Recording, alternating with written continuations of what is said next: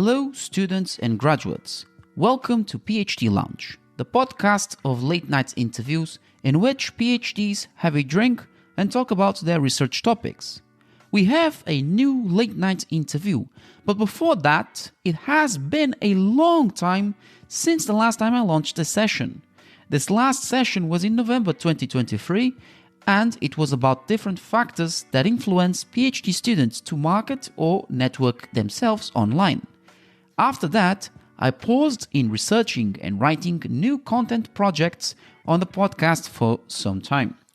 Let's break it down. After the last conference I organized in late October 2023, I planned a late-night interview with 4 PhD candidates with whom I am friends. Ironically, it is that talk I launched on the PhD Lounge today. Things, however, did not go south, fortunately. Still, I had some life priorities and some PhD tasks to complete to show progress to my supervisor. In the PhD, I was preparing 2 papers.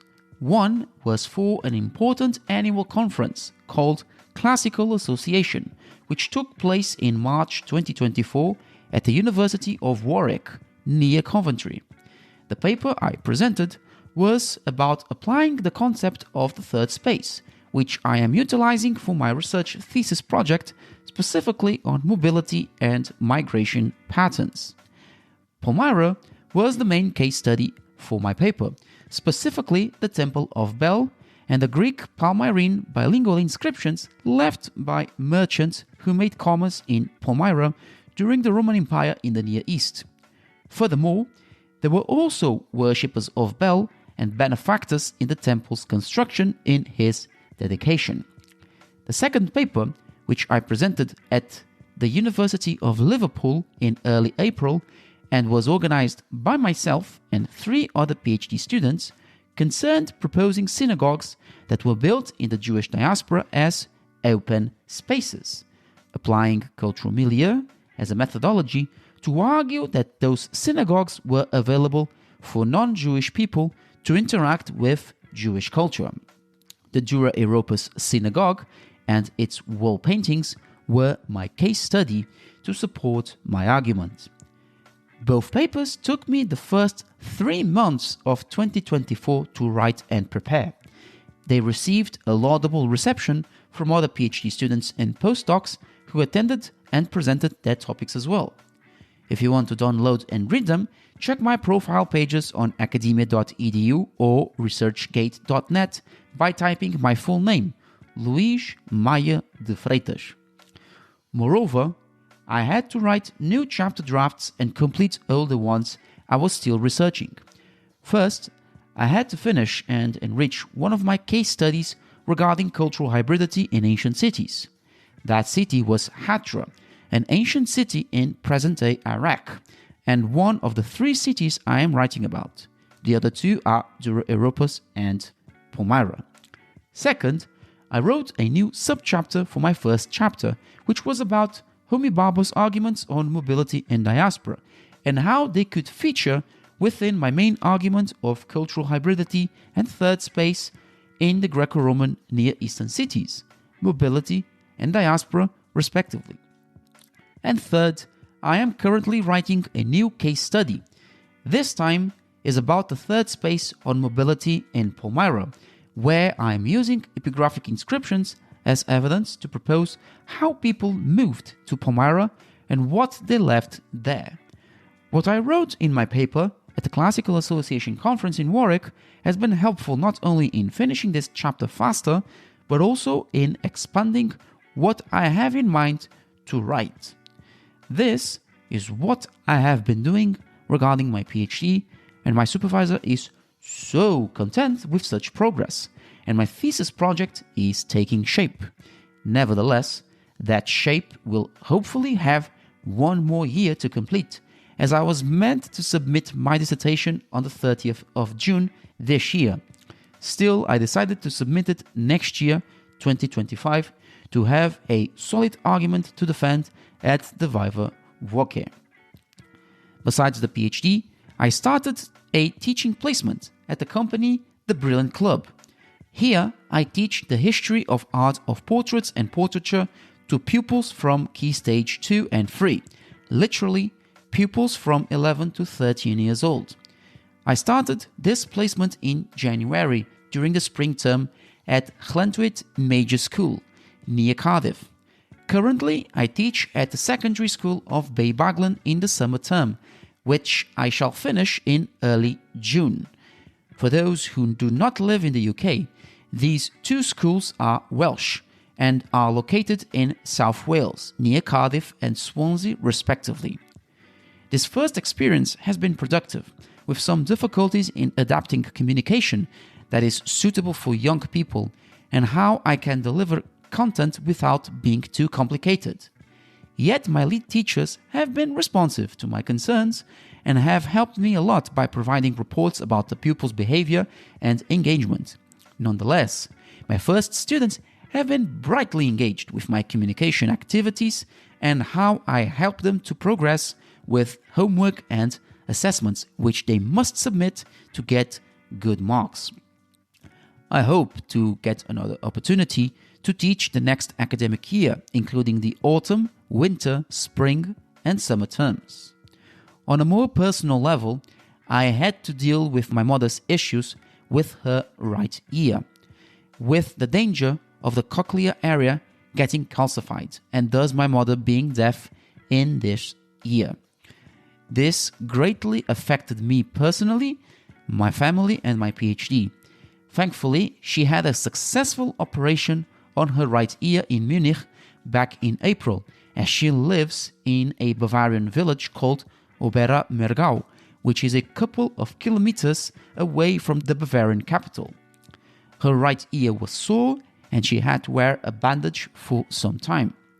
Now, my mother is healthy, works, hears me and my brother perfectly, and lives happily and peacefully with my cat Luffy.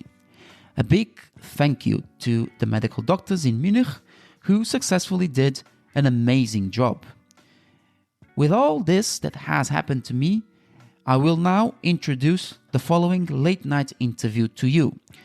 This conversation was recorded on the 20th of October 2023 during the conference I organized with these four guests within the field of the Hellenistic world, a period in the history of ancient Greece spanning between the 4th century and the 1st century BCE.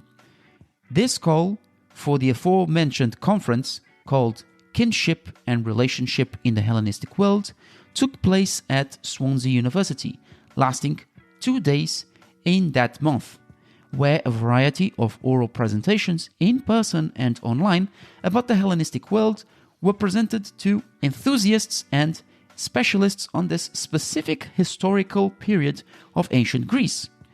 If you are a PhD student or candidate, MA student or postdoc, these four guests and I are planning a new edition, in this case 2024. If you are interested, submit your abstracts and we will be enormously pleased to read them. Now, it is time to introduce the guests. As mentioned above, they were the organizers of the Kinship and Relationship in the Hellenistic World Conference. One is a PhD student from Swansea University, while the other three are researching their PhDs at the University of Wales, Trinity St. David in Lampeter. Each one researches specific topics of the ancient world, precisely the Hellenistic period in Egypt and the Roman East. So please, have some drinks, grab your seats, and let's warmly welcome Carys Hughes, Henry Bohun, Maria Lord, and Troy Wilkinson.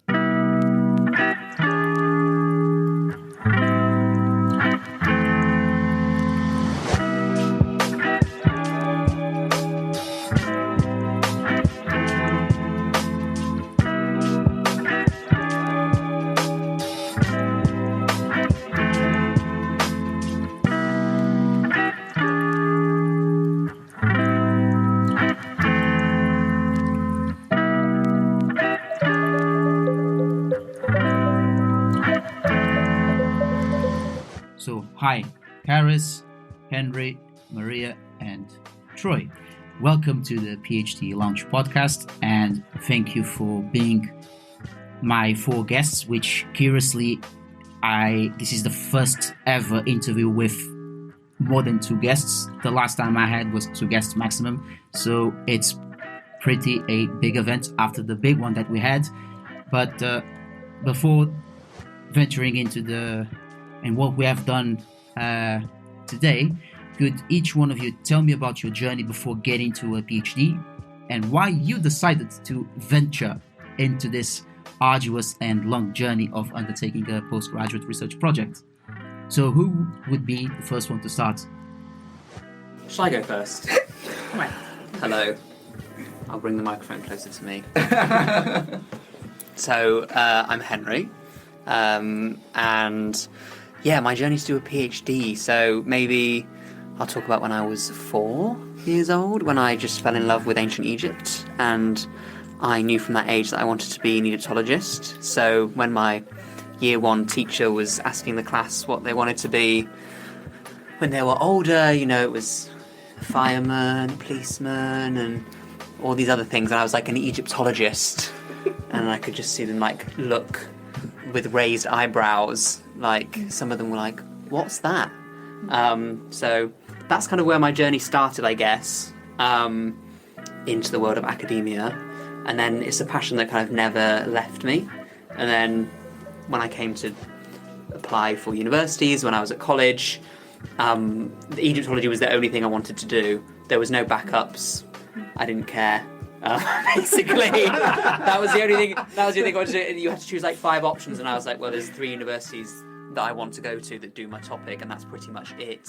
I definitely wasn't an Oxbridge candidate, that's for sure. So it was, so I put my 3 down. And Swansea accepted me, so I ended up coming to Swansea University. I did my BA and my MA here. And then after that, I knew I wanted to do a PhD, but I didn't want to go straight into it. I thought I wanted some kind of real world work experience. For whatever reason, I wanted to do that. I don't know what possessed me, but that's what I decided to do. So I worked full time for a few years, and until I was kind of, I guess, new. I kind of wanted to do it like that, I think, because I wanted to know that I wanted to be sure that that's what I wanted to do, essentially. So I kind of took myself out of academia. And I'd realised at some point, I was like, I do not want to work in the real world forever. No, absolutely do not want to do that. So I don't want to be an adult, as we would say. No. I wanted to pursue my passion for sure. So I knew then I was like, I'm ready to do a PhD now. For the reasons that I didn't want to continue working in the real world. And it's something I always wanted to do anyway. It just felt the right time to do it then. So I now work part-time and study part-time. So and I study at UWTSD, so University of Wales, Trinity St David, based at their Lamberter campus, where my tutor from Swansea, Dr. Catherine Azin, she works there full-time. So I approached her and was like, I want to do a PhD now. What do you think? So we had some meetings and I applied there, and here I am, basically. So that was my journey, I guess, and why I wanted to do a PhD. It's kind of always been a goal of mine, essentially, to pursue Egyptology professionally and academically as far as it will go. And I will ride that till the wheels fall off. I will pass over to someone else now. Do you want to work around? Yeah, go on, Troy. You go. Thank you, Henry. Is it the same question to me, Louise? Yeah. Of course. Can I give quite as romantic a version of how I got into ancient history and ended up doing a PhD as Henry? Possibly not, but I'll give it a go. The long and the short of it, because people do ask me that question regularly, why are you doing a PhD? To which the half serious and not serious answer at the same time is, I'm called Troy. It's as simple as that, and that it really is. I remember, discovering the associations with my name at a very young age, and that certainly sparked a an interest in classical Greek mythology, I suppose, as so many people. That is the gateway drug that somehow leads to the craziness that is the PhD. And so that was kind of the starting point, although I certainly have interests in other periods of history as well. 16th, 17th century history was certainly a period I was very interested in. I studied classics and 16th, 17th century history at college. Came to University of Wales, Trinity St David's, Lampeter. That's going to be a common theme for a couple of us, I think. You've heard that from Henry already. When was that? 2015, did my BA there. The tutors and the environment is excellent. I discovered a research topic I was very, very interested in, even as early as the BA, and some excellent supervisors. So I stuck with Lampeter for the research masters, which was 2 years. Finished that in 2020, and then obviously 2020 was 2020, and it was a combination of I'd always kind of wanted to do a PhD, although I'm actually only beginning to realise now what a PhD actually is, and hindsight's a wonderful thing. but no, it was a natural progression for me at that point to do it then, because I think I had certainly played with the idea, as Henry said, of sort of going into the real world and pursuing that avenue. No, it's. It sort of felt for me like a now or never. It was, it was quite tempting to go into the real world and do other things for sort of a period of time. But then, as I'm sure Henry can probably testify as well, or maybe not. It sounds like you ran back to it with open arms, but sort of, yeah, I guess. Potentially. Yeah. It's hard sometimes to come back into that academic world, and so I thought, well, I've got the opportunity to do it now. I've got the support of excellent supervisors. I can't say enough good things about them, really. And I've got a topic that I do quite enjoy. I do enjoy it a lot. A lot of opportunities, and here we are. Really, Great. Well, thanks, Troy. I suspect my journey is a bit different. When I was young, when I was at school, I did go on archaeological digs around the city I lived in. So I remember excavating an Anglo-Saxon graveyard. That was fun. And a Roman water tank. I think that was even more fun, actually. That was bizarrely. And I did toy with doing archaeology, but I didn't. I went to study music, and I went to study to be a composer. So I did 3 years at music college, and then went to do a postgrad in musical composition. After that, I was trying to work as a musician at the same time. Realised I didn't actually like being a musician. I loved playing music, but I hate late nights and I hate networking. And really, that's what it's all about. So, well, we are on a late night interview, so you can't avoid it. It's just on an in-person conference, so you've failed on both counts. I am suffering severe sleep deprivation, so this could go strange. No, it was the effectively finishing work at 10 o'clock every night. And because I was doing a lot of jazz gigs and a lot of sessions like that, it could be even later. And the playing and performing was wonderful, but the lifestyle was not. So me and my partner escaped to Greece to teach English. So we went off to Crete, and we lived, within cycling distance of Knossos. It was amazing. So basically, I spent a year exploring every Minoan site I could get to, which was wonderful. And then we went to Patra and India, and we worked abroad for a bit, came back to London. At that point, I wanted to go back into academia. So I did ethnomusicology at SOAS, did postgrad at SOAS, and did a lot of field work in South India, mostly in South India, but also in Nepal, in the Kathmandu Valley.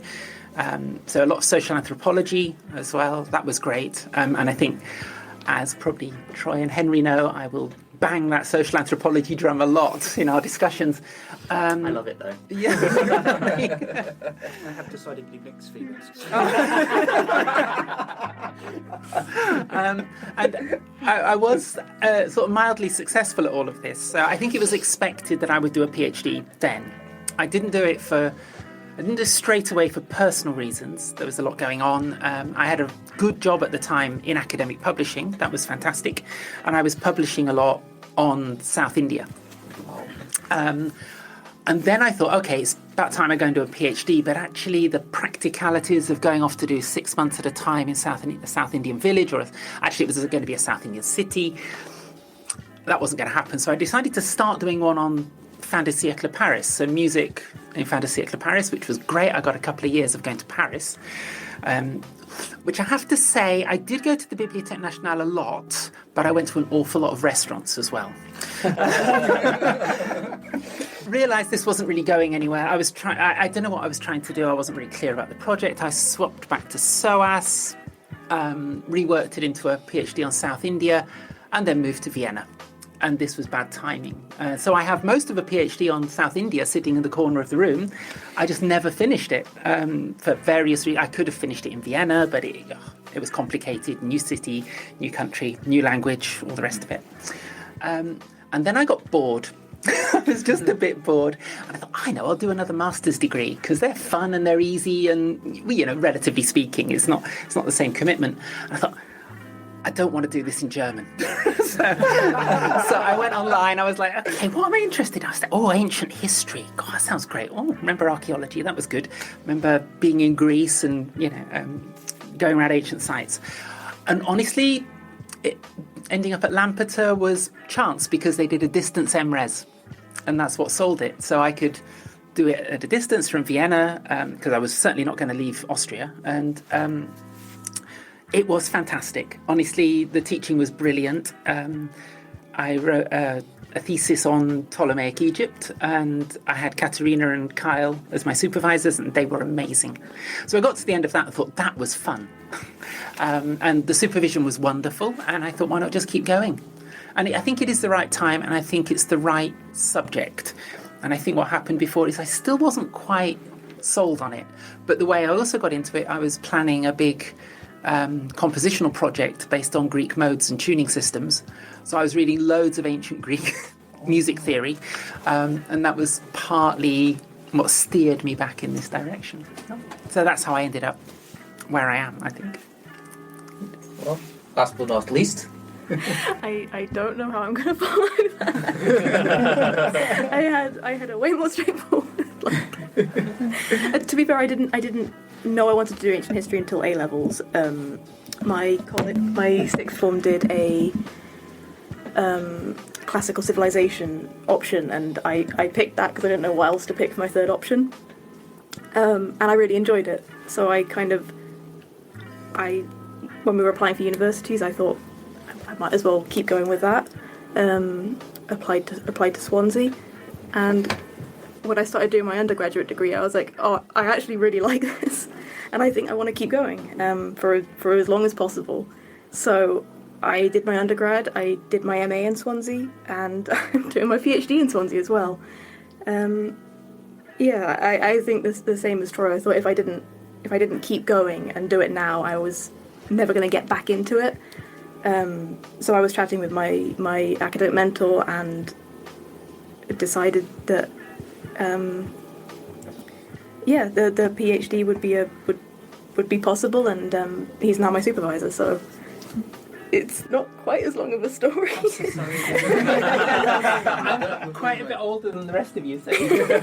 I guess we had of course different backgrounds, and eventually we end up doing the same thing, and that's what part of growing up. Try making error, and see what this fits and what doesn't. That then it leads to good things, and as we are doing now a PhD, I could share a bit of my background as well.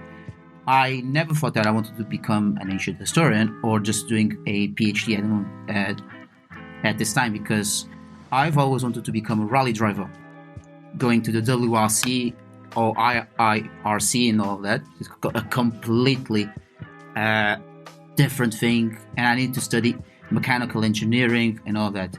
The problem is I sucked at physics and maths. So And then I wanted to venture into football. I've played in indoor football when I was a teenager, and I just wanted to try football. But then, obviously, fell in love with arts, and unfortunately, due to my parents' divorce, I failed 10th grade or year 10. But then, the history of art and visual art in general led me to do what I was really interested in doing, which was ancient history. But I honestly found out on my third year of my undergrad, when I did an internship at an archaeological site from the Roman period. So it's called Cerro da Vila. Well, it's in Portuguese. It's in the south of Portugal. It was a Roman villa at the time, built in the first AD, during Augustus' time. And that's what fascinated me, to explore the ancient world and all that. And I guess the sharing of different backgrounds and our love for the ancient world makes us going into what we are doing. So, and I fully believe that after the PhD, we're going to have spectacular jobs in our fields and getting well paid, I guess. Touch wood, fingers So crossed. touch wood, fingers crossed. Thumbs pressed, as and they all say in that. Germany as well. So, as I was saying initially at the beginning of our interview, we got so overwhelmingly tired of talking. So in terms of context for the listeners, I had a 2-day Call for Paper conference called Kinship and Relationship in the Hellenistic World, where different PhD candidates and graduates went up to Swansea University to present their respective and interesting topics, and also online. So that's why we are so exhausted of talking and dropping so much saliva? Is it? Saliva, exactly. So we're so wasting so much saliva that we are exhausted, basically. But that didn't get stopped from us to set up an interview that we were planning since last year, and we finally realized that desire to having this late night interview as it is in the concept of a podcast. So let's jump right into asking another general question. What is your PhD research project about? So Carys, I'd like to start with you, since the microphone is just near you. So just approach for a bit. Yeah, so my PhD thesis is on soft power in the inner courts of Achaemenid Persia, the Hellenistic kingdoms, and Imperial Rome, which it's quite a broad subject, but the idea of that was it's comparative history, and it's trying to use soft power, which is more of it's a newer academic concept in the terms of ancient history. So I didn't want to try to go too specific too early on and then kind of box myself in and figure out there wasn't enough evidence about 2 years down the line. So I've kind of gone with a much broader topic so that I can find where the evidence is and then go from there. Yeah, is that? Yep. We're going around again. Okay, so my PhD is now.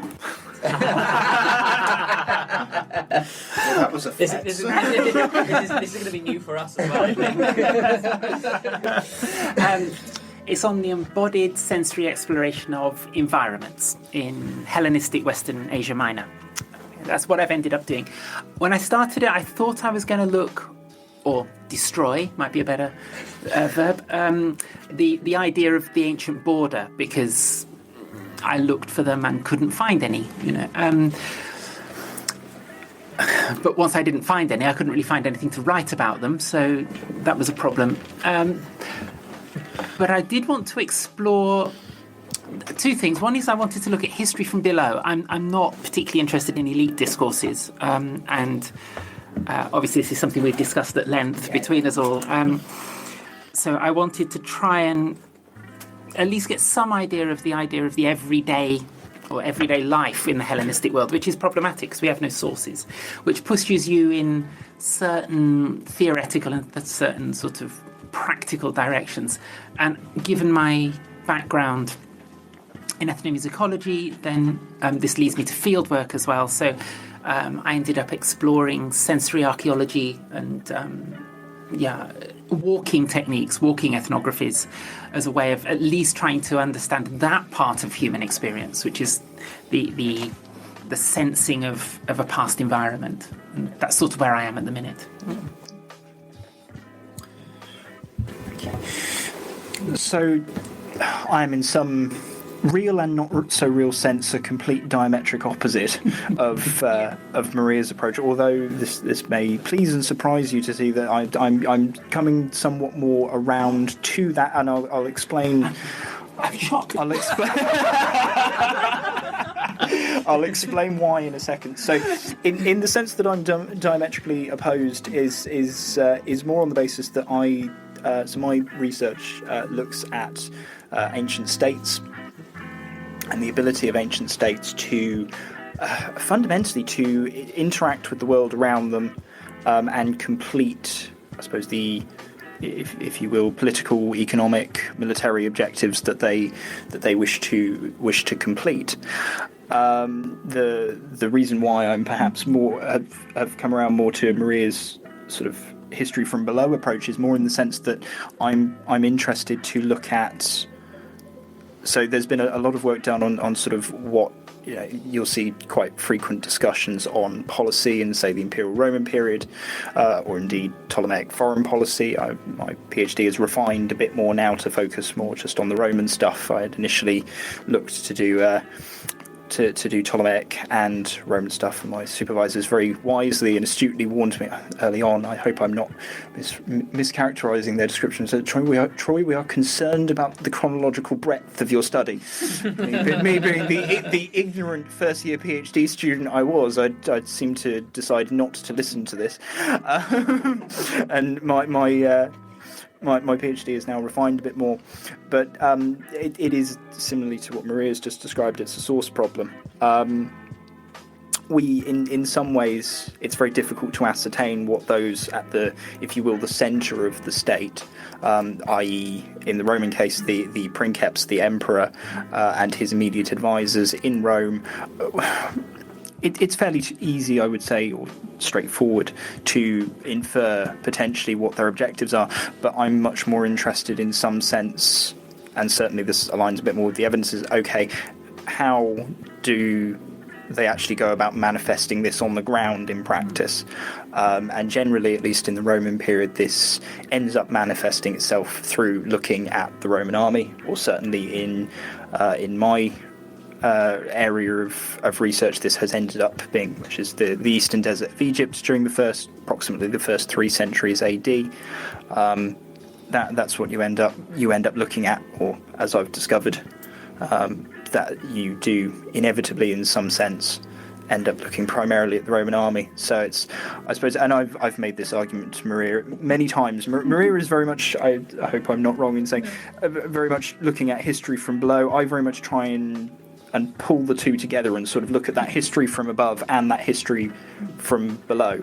I could go on, but that's what I try to accomplish with my research, I suppose.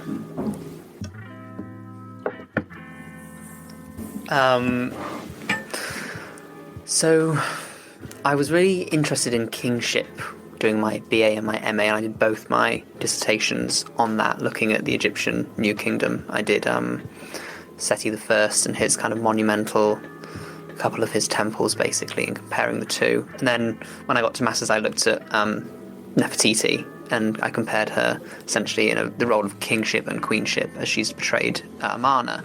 So I was very much interested, opposite to Maria, in kind of elites, but I guess where me and Maria maybe meet is that, like, I kind of want to kind of shine a light on royal ideology, but look at it not as in this, like, it's propaganda essentially. So I was interested in that. All that terms come out. Whoopsie daisy. And like I'm very much a Republican, which is I think quite interesting. Like who researches kingship. But in Egypt is very much there's loads of studies on kingship, but it's just something that interests me, and particularly divine kingship. So this idea that a mortal can become divine. And one of my tutors in Swansea was Professor Martina Minas-Nurpel, now Professor, and she's very interested in a lot of her research involves around the Ptolemaic ruler cult. So I kind of got interested in that a little bit. I always had kind of a weird soft spot for the Ptolemies, even before I kind of came to uni. Actually, if anybody went to a UK college, I did an EPQ, which is like it's an extended project qualification or something where you get like a little write an essay on whatever you want basically. And I did mine on Ptolemaic Egypt, and I looked at the Ptolemaic kings. So I kind of I harboured a fascination for the Ptolemies. Even before I actually professionally, quote unquote, studied Egyptology. And when I was looking at like the New Kingdom stuff, there was a lot of royal ancestor veneration, like in the royal sphere. So when I then sort of dipped in and out of the Ptolemaic stuff, this idea of the Ptolemies venerating their own ancestors, a lot of especially the earlier scholarship was kind of saying, well, this is a Greek thing. We do see like royal ancestor veneration in the Hellenistic period, but it was very much kind of asserting a kind of a cultural identity for this phenomena.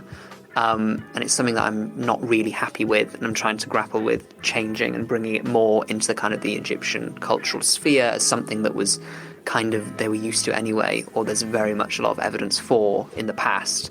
I mean, a lot of that work there is a lot more discussion now in maybe the past 30, 40 years on the Egyptianness of this. And of course, it's very apparent in the kind of native temple complexes. So I'm kind of essentially kind of sitting at this point where I'm looking at kind of divine kingship, royal ancestor veneration. I've since become quite interested also in like concepts of like space and time and cultural memory. So I'm trying to kind of tie all of those together in something that's probably going to be quite ridiculously large, and I'm going to have to narrow down, much like Troy was saying a second ago about the scope of a paper. I have been told a number of times that it's quite, what's the term? Ambitious, I guess, in the time frame that I've been given, or that you have for a PhD. So it will be something along those lines somewhere, essentially, yeah. Royal ancestor veneration during the Ptolemaic period, and looking at it kind of more from an Egyptologist perspective, more so.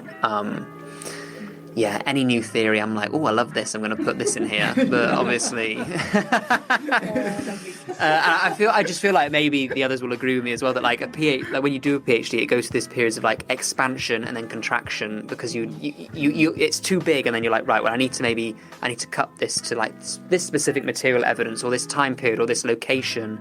And then you kind of read more theory and stuff and it gets bigger again. And then you're like, oh, right, well, now I've incorporated this, I need to narrow it down again. It kind of keeps going through this process of expansion and contraction. And I'm kind of midway through my PhD now. I'd studied part-time, by the way, so it's, 6 to 8 years instead of the full-time 3 to 4. But I feel like it's most bloated and ridiculous now. So my next kind of what I need to move on to is kind of cutting it down and really kind of honing all that kind of stuff and deciding like what is going to be in it, what isn't going to be in it, kind of the exact what am I specifically going to look at, while still trying to do all of that stuff at the same time. I guess that from what you said, you are quite advanced than us about your research. No, I wouldn't say advanced. Like, it's funny. Like, I feel like I like listening to everyone here, and obviously we've just come off the back of this conference. Like, everybody is so good at what they do and knows so much. And we were talking a lot, essentially, and it's nice that we've kind of come together to do this, like a collaborative podcast, because talking about these things, because we were saying earlier that doing a PhD is quite isolating an experience. You have a specific topic that you have to kind of give a new approach to or talk about that nobody's kind of focused on before. Like, this newness element is very much encouraged and expected for a PhD. So doing that, you being the only person studying something, is quite isolating in a way, because when you do your masters and your BA, you're usually in like a cohort of people, and you're all doing the same module, you're writing the same similar essays. PhD is very isolating, and I think the humanities is very much behind something like STEM, like that field, where they do collaborative PhDs and stuff. So I don't think anybody's advanced in a certain way. We all just come with a different like tool set essentially, and different kind of approaches, methodologies, backgrounds, and all of that enriches the disciplines that we work in, and the kind of wider humanities as well. So I can guess I tried to figure that. I guess that on the humanities side, because I feel that also that PhD from our side is monotonous, and we are and we are deeply alone, and so that's why I think when I You're talk, correct, but it is getting quite exercise. yeah. So when I talk to undergrads and all that, what is for your PhD and would you like to do it? They say I wouldn't do it because they have that ghost of it. I don't want to go into academia, or it's too hard, and they have that assumption that I'm going to be alone.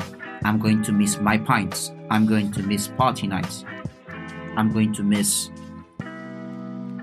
well, I would say one night stands, but You can be as old as you want and do that. as long as we all do. So that's the thing. Yeah. But I think as I was telling on my previous late night interview with Dr. Alan Roder and Lauren Saunders, that the PhD in the future will be the mandatory degree. That's why I believe in a few years' time, because the world is still getting so much competitive, and it keeps going on. And if we don't update ourselves, then we're gonna miss the train, essentially.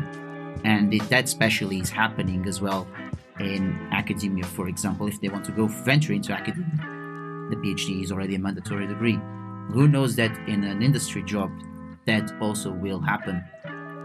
So, but we can discuss that more further down the interview, as we would like to start our question first with Carys. I'd like to if you could explain to us, what does soft power mean, and would you like to give us an example of a soft power movement, whether it is on the Achaemenid Empire, Hellenistic period, or the Roman Empire outer courts? Right. Soft power is a it was a term popularized by Joseph Nye, I think, in his book Bound to Lead: The Changing Nature of American Power. So it's a modern political concept, most often used to talk about foreign relations between world powers. Obviously, with America, it's specifically a superpower. I believe Nye has given talks in China and things like that on the same concept. It's a way to describe influence, like the power of getting people to do what you want through convincing them that it's what they want. It's cooperative, indirect power. It's a fairly broad term. It's basically everything other than tangible power, like using force or coercion with, say, bribery with your economy or your military to like take over another country and things like that, or occupy it. In terms of the outer courts using it, that would be the case of propaganda, I think, if we're using the term propaganda. It would be the ruler cult. It would be convincing people that, convincing your citizens that you are the one in charge and they can't challenge you because you are a divine being, and who can challenge a god?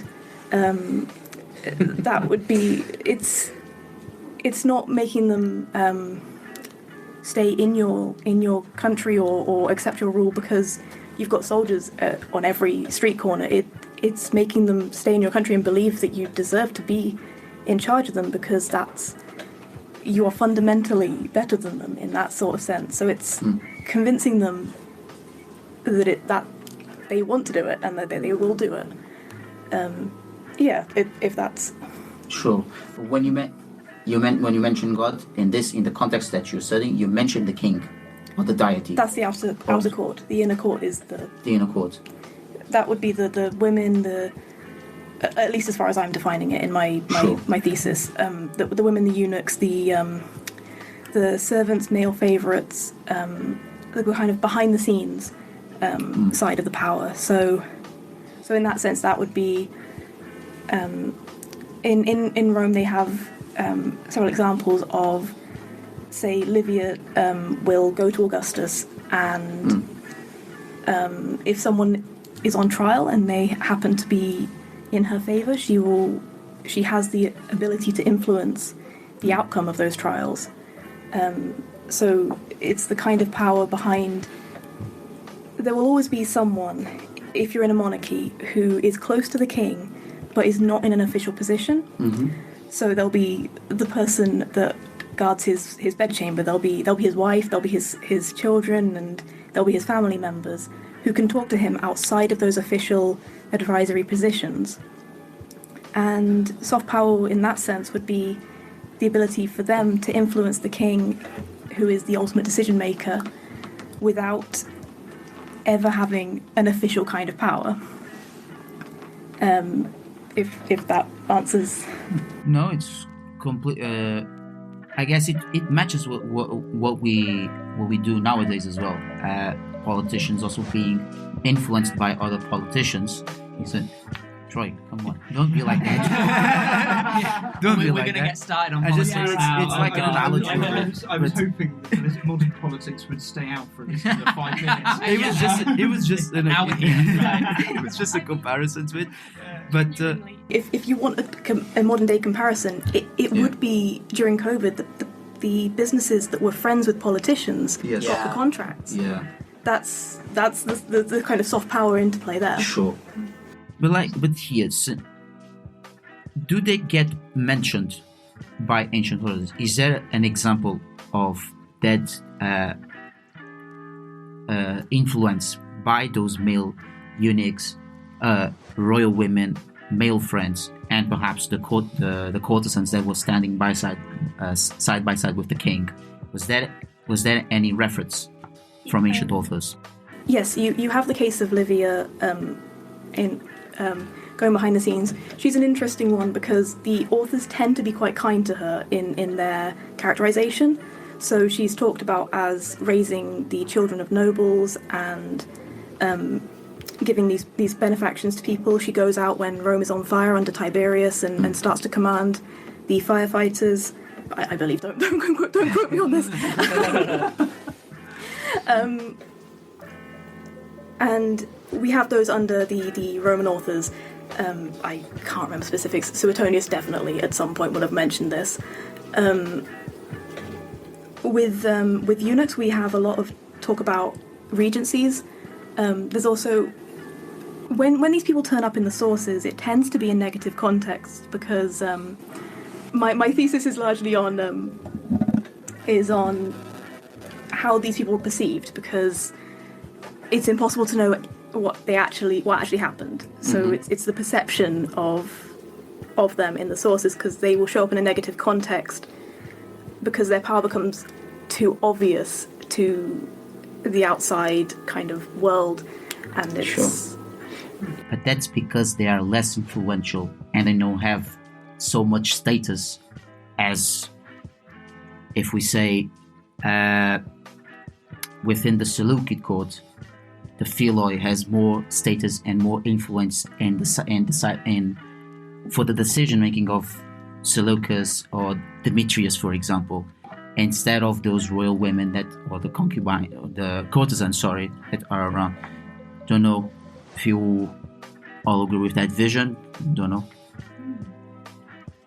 So what's what I'm trying to understand. Yeah, theoretically, yes, these people had the power and the influence, and they had these official positions and titles and all that kind of stuff to say that they did. Sure. Which is why when these other people that don't have that power and shouldn't have that power, and societal expectations say they don't do those things. They have their place. They should stay in that place. When it's clear that they've broken out of that and they are influencing the king, that's when they become a problem for the sources. Because if the king does listen to his queen over the philoi, then what has society come to essentially will be what the sources tend to say. Which should be very interesting for Ptolemaic Egypt. I need to research more about it because it sounds very interesting. I mean, the queens essentially.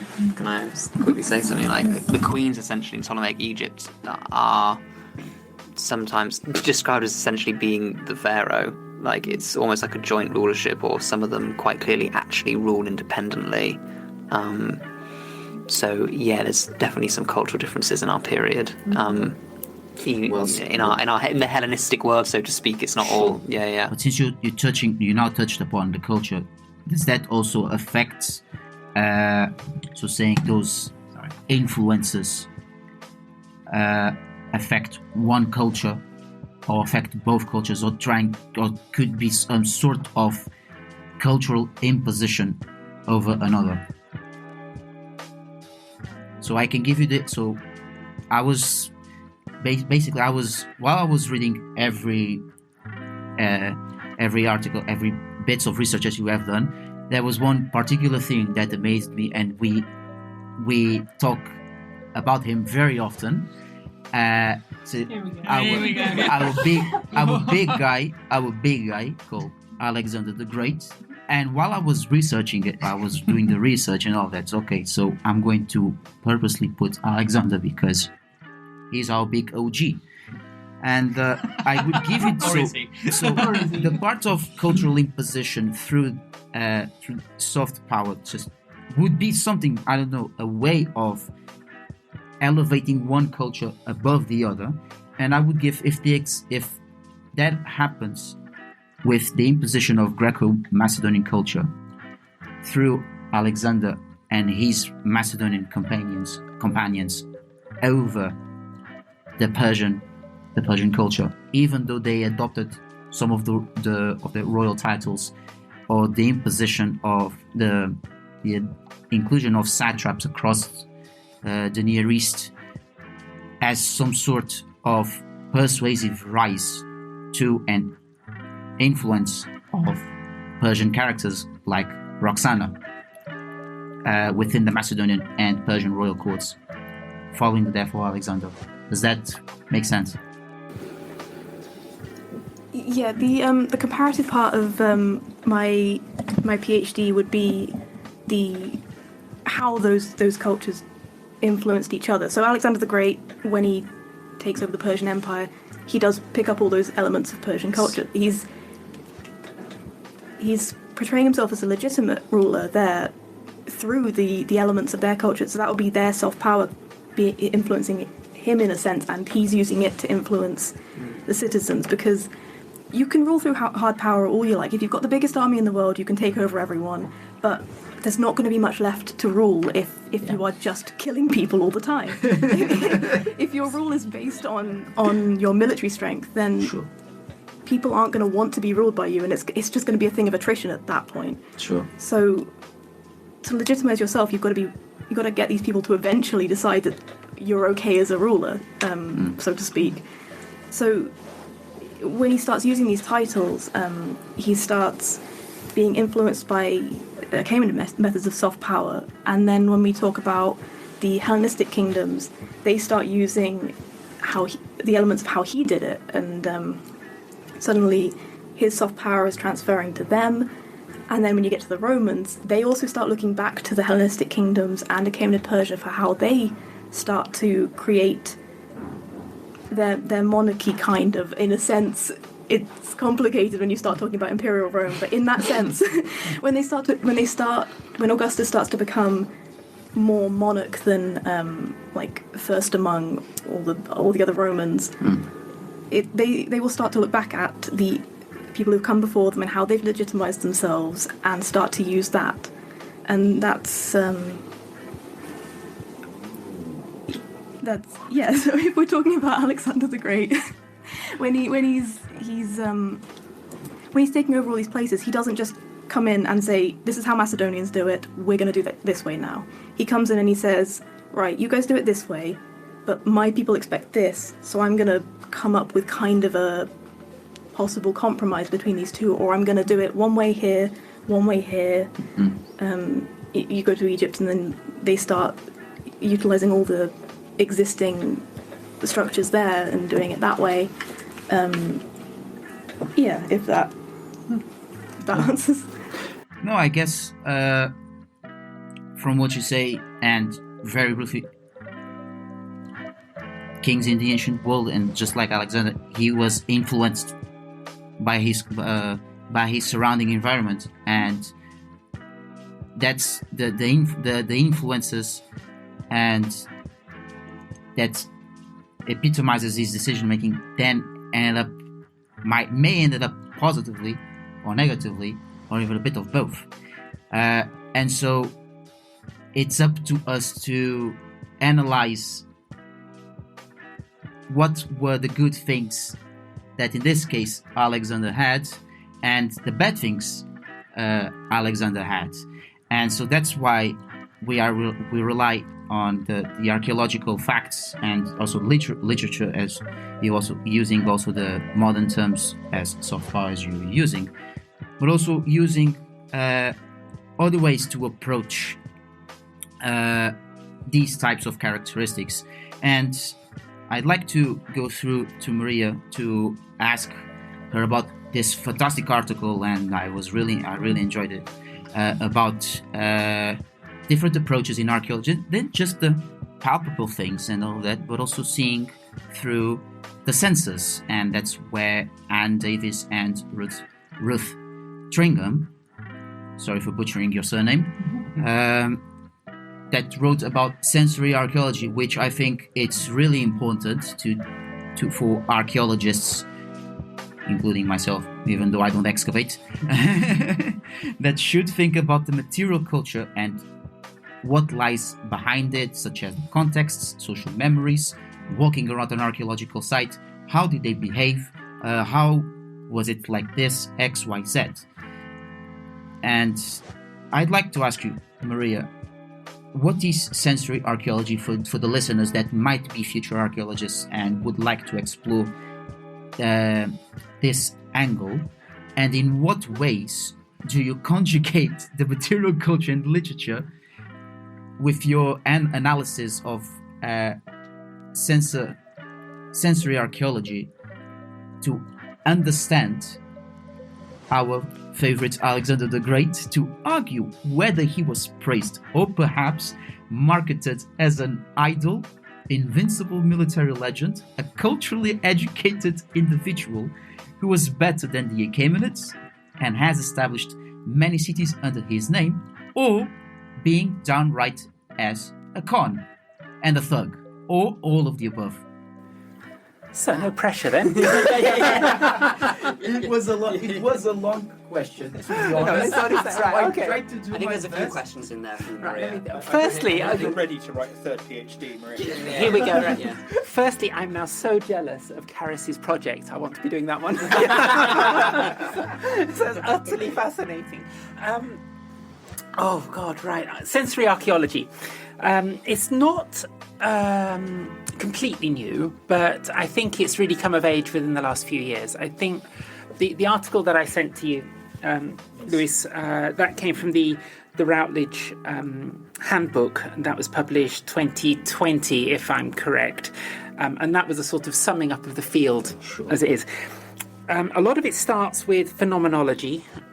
So we're going back to Tilly in 1994, who talks about the phenomenology of landscape. And that, I suppose, for the first time brings in the bodily engagement of the archaeologist or the researcher with the landscape. Now, in Tilly's case, a lot of it is Neolithic, and this is something I think is an issue I've got to deal with, that a lot of sensory archaeology has worked with cultures which we don't have written records for, and of course, because it was I think that's why it's so applicable to what I'm doing, because it is one way of perhaps approaching, an experience of a non-written record. So that's quite interesting. What is it? Well, it's many, many different things. There is no such one thing as sensory archaeology. We have phenomenologists, and Tilly, I suppose, is our prime example of that, perhaps, but other people have picked up on this. There's Hamilakis wrote a very influential book in 2013 on archaeology and the senses. That had a massive impact, I think, on the field. But it also picks up on a lot of ethnographic techniques. We have ethnographic techniques of walking, and I've read some very interesting stuff on this recently, but also sort of social cultural anthropology theory, or theorists and thinkers, people like Tim Ingold, who over the summer almost destroyed my PhD. But when I was reading it, I was like, oh God, I never thought about that. So I think there's a few things that are very exciting about it. One is that it makes you think. I mean, I've particularly been impressed with Ingold's work recently. It made me think about, for example, space, which was sitting at the heart of what I was doing. And it was just a couple of paragraphs that just made me stop and go, oh, shit. And it was, at that point, I had to go back and I had to rewrite, because it was so imperative, that Ingold's position, he was writing back in 2011, and he said that, space is an absence. Yes. And I'm not dealing with absence. If you're dealing with the senses, you're not dealing with an absence. So that's the first thing. You're embedded within an environment. And I'm very much interested in environment. So I think that's a key point. The second thing is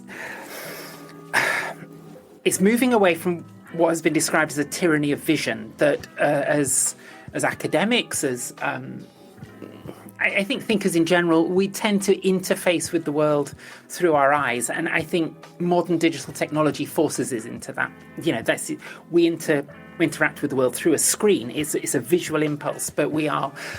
I think part of my research also came out of thinking about the body, and the body as a research site. I was thinking about bodies anyway. I mean, maybe this is something I should not go too deeply into. Careful. I mean, this is a late night podcast. Absolutely. So you did give your paper this morning. Let's well, yes, exactly, on elements of the body, shall we say, and or representations of interactions of bodily parts, and that makes it sound way more like filthy than it was.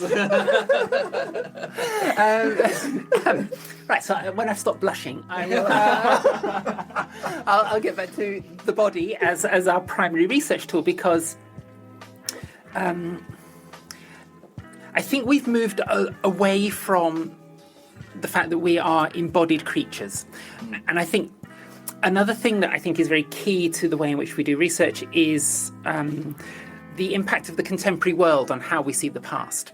And at the minute, there are all sorts of discourses which move us away from being embodied. People are talking about transhumanism. And honestly, I think this is an incredibly dangerous direction to be going in. We are, I'm, I suppose, quite literalist about this. We are sort of flesh and blood, in that sort of way. And anything that pushes us away from this, pushes us away from the human experience.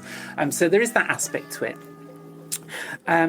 But I also think, of course, that when you're embodied within an environment, and we are a long way removed from, I don't want to use the word natural, but from the the biological and geological and climatic environments in which we evolved in. As creatures, we aren't so different from any other creature in the world in that we are born to be part of a system which we have progressively distanced ourselves from through built environments and, the pod in Swansea University Library that we're sitting in is as far from that as you could possibly imagine.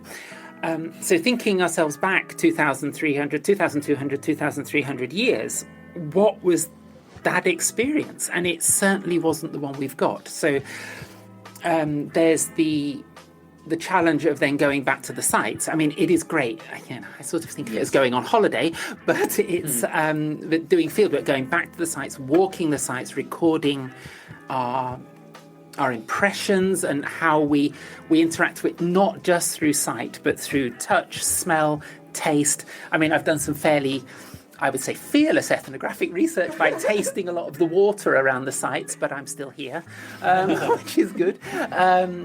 Just to find out if it was brackish. This was my excuse. But also we have many, many more than the 5 Aristotelian senses. I think currently neuroscientists are up to about 32, is it? Just so pain sensors, heat and cold, everything. But also it's that being there and being hit with the wind can be just as, I think, telling as looking at a papyrus or or picking up a pot or something like that. I have recently, in fact, I'm giving a paper next week on this, where of course we are dealing with severely denuded natural environments, and this is another issue we have to overcome if we go through that.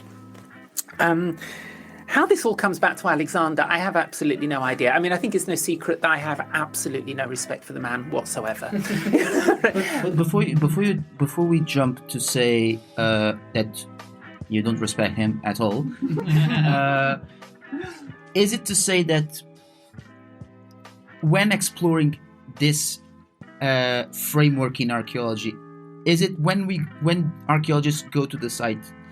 I'm going to be very risky on this question, but aren't they romanticizing too much the archaeological sites? Oh, absolutely. But I think that's really important that we do this. Because I have another, I could go on about theory at considerable length and much to Troy's detriment, I think. But, No, I'd love it. So please. I don't know if I can roll my eyes loudly enough that the listeners will appreciate. There's 3 of us who all like theory. That's right, yeah. But we are historians, first and foremost. So, while I think there is a crossover with my work with anthropology and with archaeology, but, first and foremost, we're historians. And what historians do is write stories. Yeah. Yeah. We are just telling narratives. And I think the creative imagination is an absolutely vital part of that. Now, we can be wrong, but honestly, I'm not so sure that is a problem because it's an exploration. And we've been wrong in the past.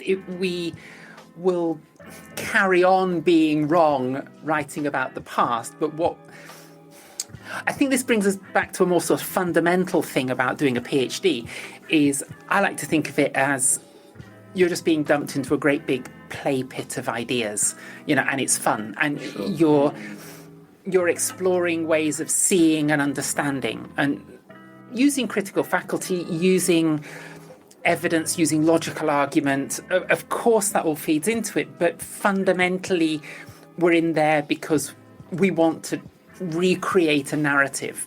And I don't just want to recreate a narrative, I want to evoke the past. And I don't think we do enough of that. I don't think that our work often has, what's the right word, the attraction or the outreach that brings people into something which is actually fundamentally very exciting.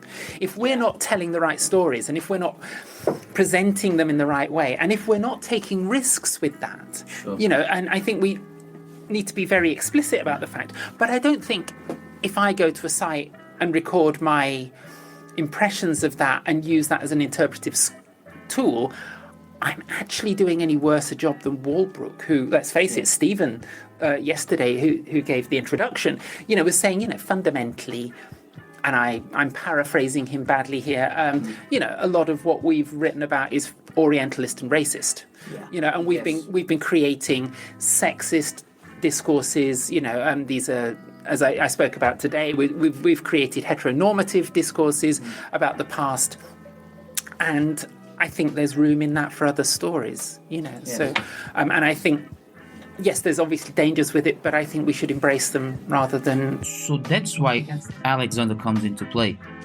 because when we read what ancient authors said, Don't get me started. it's more a lot of a compliment and just like downright dethroning. Well, in this sense, what the Easterners have done, in this case, the Achaemenids, when he ventured throughout the campaigns, and saying Alexander is this thing, Alexander is the great king, he dethroned Darius, he dethroned, I would say Porus, but no. He dethroned all these major kings that extended westwards, but then they were so bad, according to those ancient authors. And then he wanted to challenge those things. But in the end, the biographers of Plutarch, for example, that he praises a lot in a positive angle, just to satisfy the narrative and the Greek audience, or the Roman audience as well. And yeah. I mean, I think it's convenience. I think there are several things going on here. The first point I'd like to make is that any text that we have been writing over the last, as a discipline, 150 years, give or take, they have ignored 96% as a conservative estimate of ancient populations. Their stories just are not told. We have written the story of elites, and these are a tiny proportion of the ancient population. I would dispute the impact they actually had on people's lives. That's another argument. We could be here all night on with that one. But I want to hear the stories of the other 96%. Sure. So that's the first thing I would say about it. The second thing is, I think we have a problem as a discipline. I think we have, looking back on what we've been doing, I think that the discipline that we find ourselves in has been exceptionally convenient for and has been driven by elite discourses in the modern and contemporary world. After all, the number of, I would say, British leaders who have been through Oxbridge and studied classics, just tells us something. I don't want to point any particular fingers, but, it perhaps has served a particular political discourse running through that. And I think the discipline is guilty of feeding that. So we have prioritized a heroic, hagiographic history of violence and empire building and power, which has been at the expense of, frankly, modern and contemporary populations. I think I haven't done the research on it. I think this is one that's still out there to be done, but I think you could map it directly. And the other thing, this is slightly dichotomous. I'm saying that on the one hand, they are not important. And I think from my perspective, they are pretty much irrelevant in the history of the Hellenistic world. That would be my perspective. It's very radical to say that. But this is not the history of Hellenistic peoples. This is the history of a tiny elite. It's not the history of the 96%. Yes. But the other thing, this is why it's slightly dichotomous, because at times they can have a profound impact. And at that point, their impact is not pleasant. Their impact on those populations. We don't hear the discourse. What would it be in modern mealy-mouthed terms? The collateral damage that they did.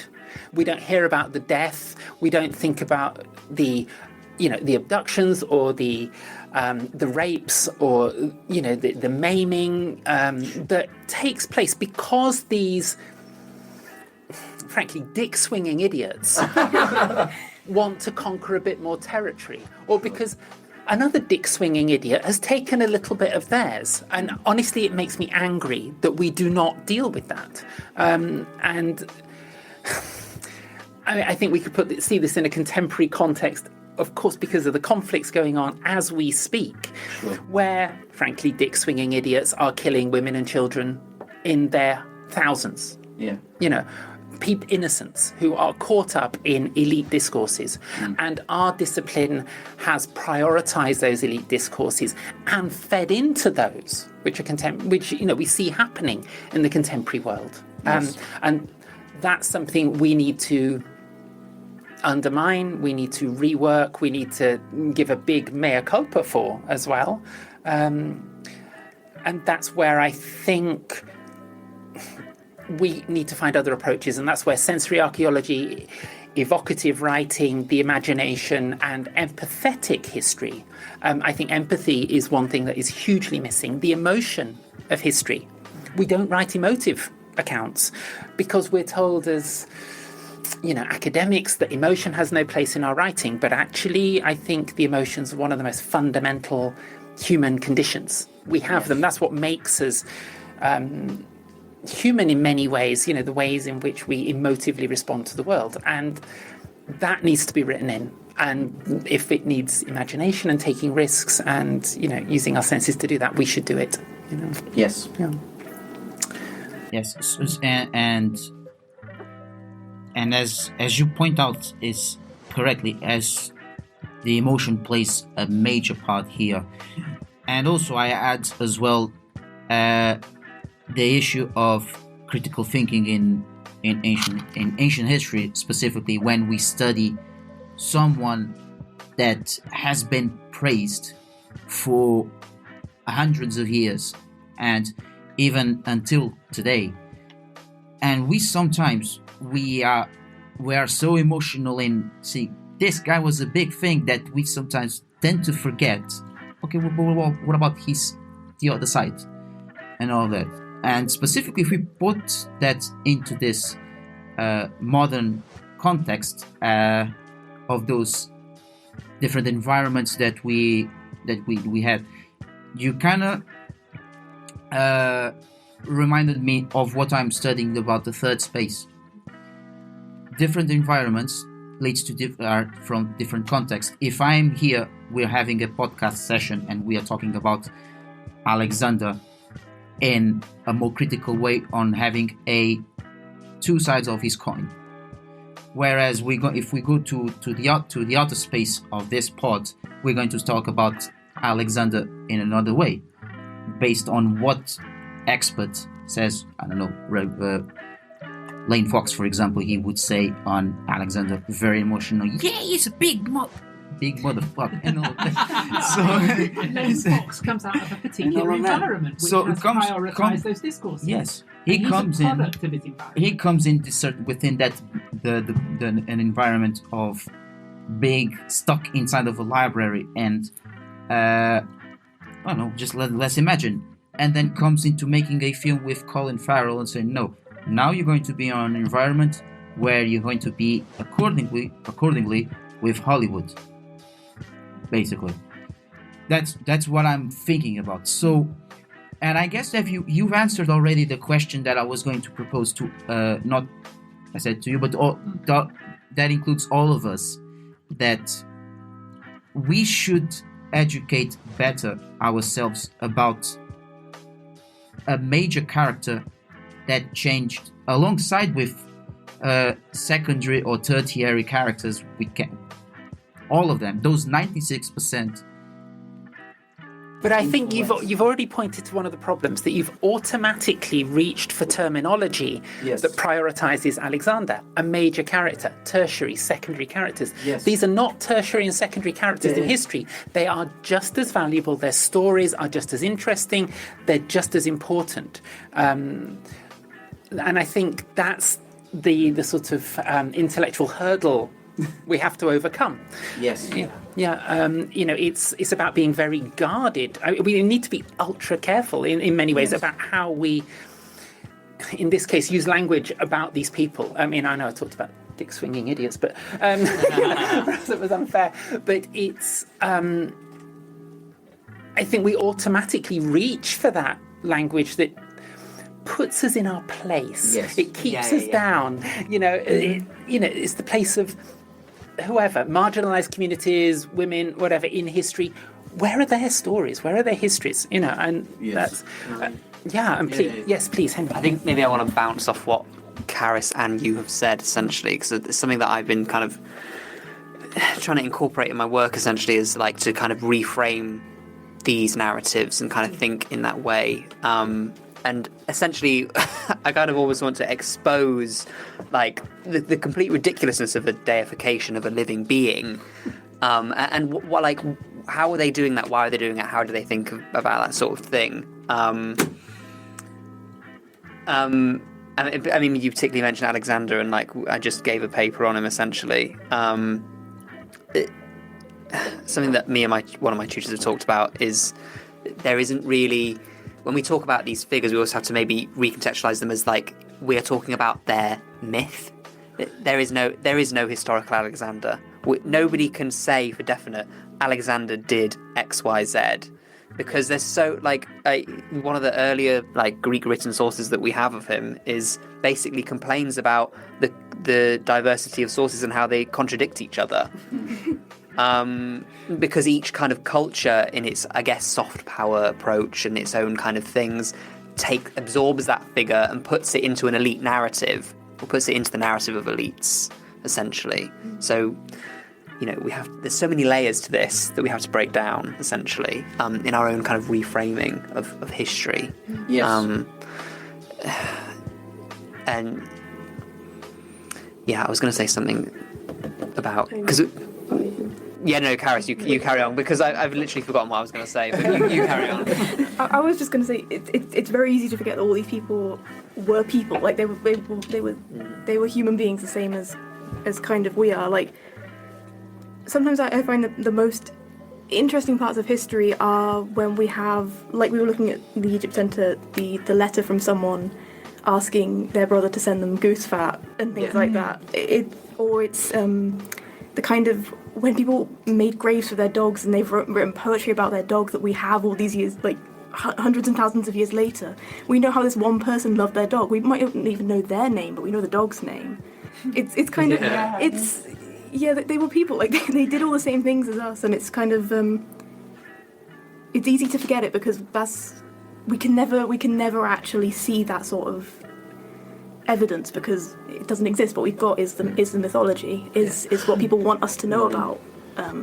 I kind of also think that actually what's happened in the past and maybe what continues in the future is that there's some inherent kind of belief, or we're participating in this idea that elites are the only ones worthy of having a narrative for a memory, and that they're the only ones important for culture, and therefore they're the only ones worthy of a narrative. And we kind of, as historians, we kind of accidentally repeat the ancient, dare I say it, propaganda continuously because they're the only ones that have left or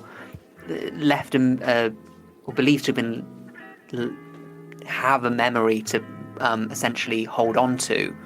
Because of not only in that way they're not only preserving their kind of in the kind of classist, like a class-based system that they're the head of, that their importance to contemporary society by constructing a narrative around them which is intended to last for an extremely long period of time. I mean, coming from my own kind of material culture perspective, like in ancient Egypt, the memory of kings is literally carved into stone, so it's imperishable essentially.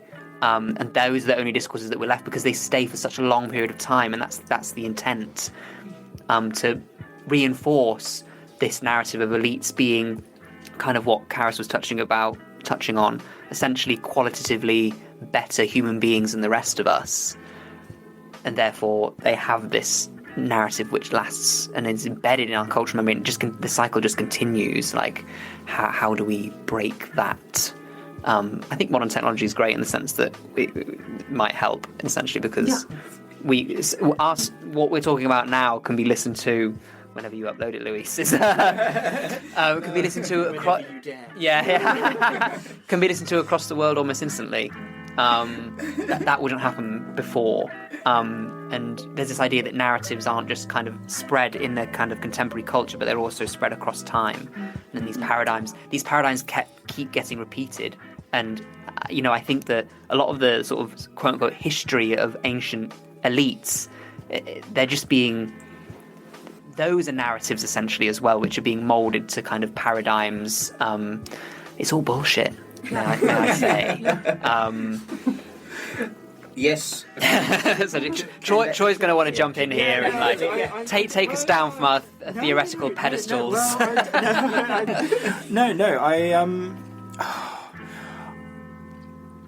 I think a lot of interesting points have certainly been made. I think you. Well, no. And I mean, I'm not going to. I'm not going to sit and if you like morally defend the various wars of the Hellenistic period. Anybody who studies war as a historian or not should learn very, very quickly that these are not pleasant events. I've had a academic interest in classical warfare, in Hellenistic warfare for a very long time now, and I must admit I do catch myself sometimes and I wonder why, because these are incredibly dramatic, violent, unpleasant events. I don't know if part of the more philosophical part of me is it's sort of look the worst in the face, and at least then you can kind of spot it in the hopes that you'll be consciously aware of it. But unfortunately you do somewhat desensitize to it at the same time, I suppose, or at least when you read about it, read it or watch it, it's but no, I think Henry was very right there, and certainly with this focus on, yes, admittedly a very small subset of the populations of antiquity, it is a source problem, unfortunately, in its fundamental essence. I certainly know people who work on, say, more early modern material, that they have access to archives, and they're still talking about upper echelons of the social population, shall we say, but relatively not so much the kings and the queens and those people at the immediate centres of power. It is a source problem, and actually I think. But the other thing that I wondered listening to all of you there was actually, I mean, there is a very conscious change, I think, or beginning to be a very conscious change in the efforts of scholarship on antiquity to try to look at the history from below. And certainly I think the more I go into it with my own PhD topic, it ends up being that way because, okay, I don't necessarily look at the soft power that, say, Carys does, which looks at perhaps individual examples of, say, someone like Livia going out and doing the things that she does. You do kind of end up, I mean, as I said in my introduction, I work on the Roman army in the Eastern Desert, and I'm very interested to see how these state apparatuses, which ultimately would come down to a king or a queen or an emperor or an empress, how do they actually manifest themselves on the ground, how much they actually work on the ground. There is I think, or has been over recent decades, a definite shift in the scholarship towards trying to look at that history from below perspective. I think it is very difficult, challenging, and so new avenues where we can reasonably access them are certainly worthwhile, and certainly new ways of looking at the scholarship the sources is worthwhile. But I also wondered, listening to all of you then, obviously you discussed previous scholarship and over the last century or two, and certainly I've found this in my own research that I hadn't necessarily noticed that just the extent to which actually the ideas, and we had this from Stephen in his introduction to the conference, how much the scholarship from a century or so ago actually influences subconsciously almost the scholarship we're reading, or we read, and to some extent we write today. But I also wonder, and this comes back to, I think it was Henry, your point earlier with PhDs more broadly, is that by the time you get to a PhD, you are writing a subject or a topic that no one else is doing. And I do wonder to some extent that, I mean, scholarship's trends change. Certainly on the military front, on the sort of scholarship from or the ancient world from below, if you like. That I think there's been some relatively interesting scholarship on PTSD and warfare in classical Athens, which has been particularly interesting. I think that potentially has its own methodological issues, since I think it sort of adapts potentially frameworks, if I'm paraphrasing correctly, from say treatment of PTSD from the 1960s and things like that. But these are interesting. I haven't read the work in full. These are very interesting, and it's also actually, it always used to strike me when you'd look at, I don't know, the classical Athenian plays, for example, and you'd have these discussions of warfare and violence, and it's, at least in that case, you have communities that engage in warfare, certainly compared to in the modern world, very regularly, and more importantly, it's at least in the citizen body, it's the entirety of the community who are doing it. And I pose it as an intellectual quandary as to what that then does to social dynamics. If you have an entire relative, okay, this, we're talking about 8,000 people out of maybe 40,000, but suddenly you are talking about a much larger body who are engaging in these things more regularly. Anyway, I digress. But the thing I actually wondered about is the extent to which, actually, again, you have these trends in scholarship, but actually, I'll take my own research as an example. The point at which we tend to start sort of Indian Ocean, Red Sea stuff to an extent is 1928. That's not even a century ago. It's not that long. And I just wonder more broadly in terms of how long do trends in scholarship take to change. Henry, to go to your point with how isolating PhDs can be.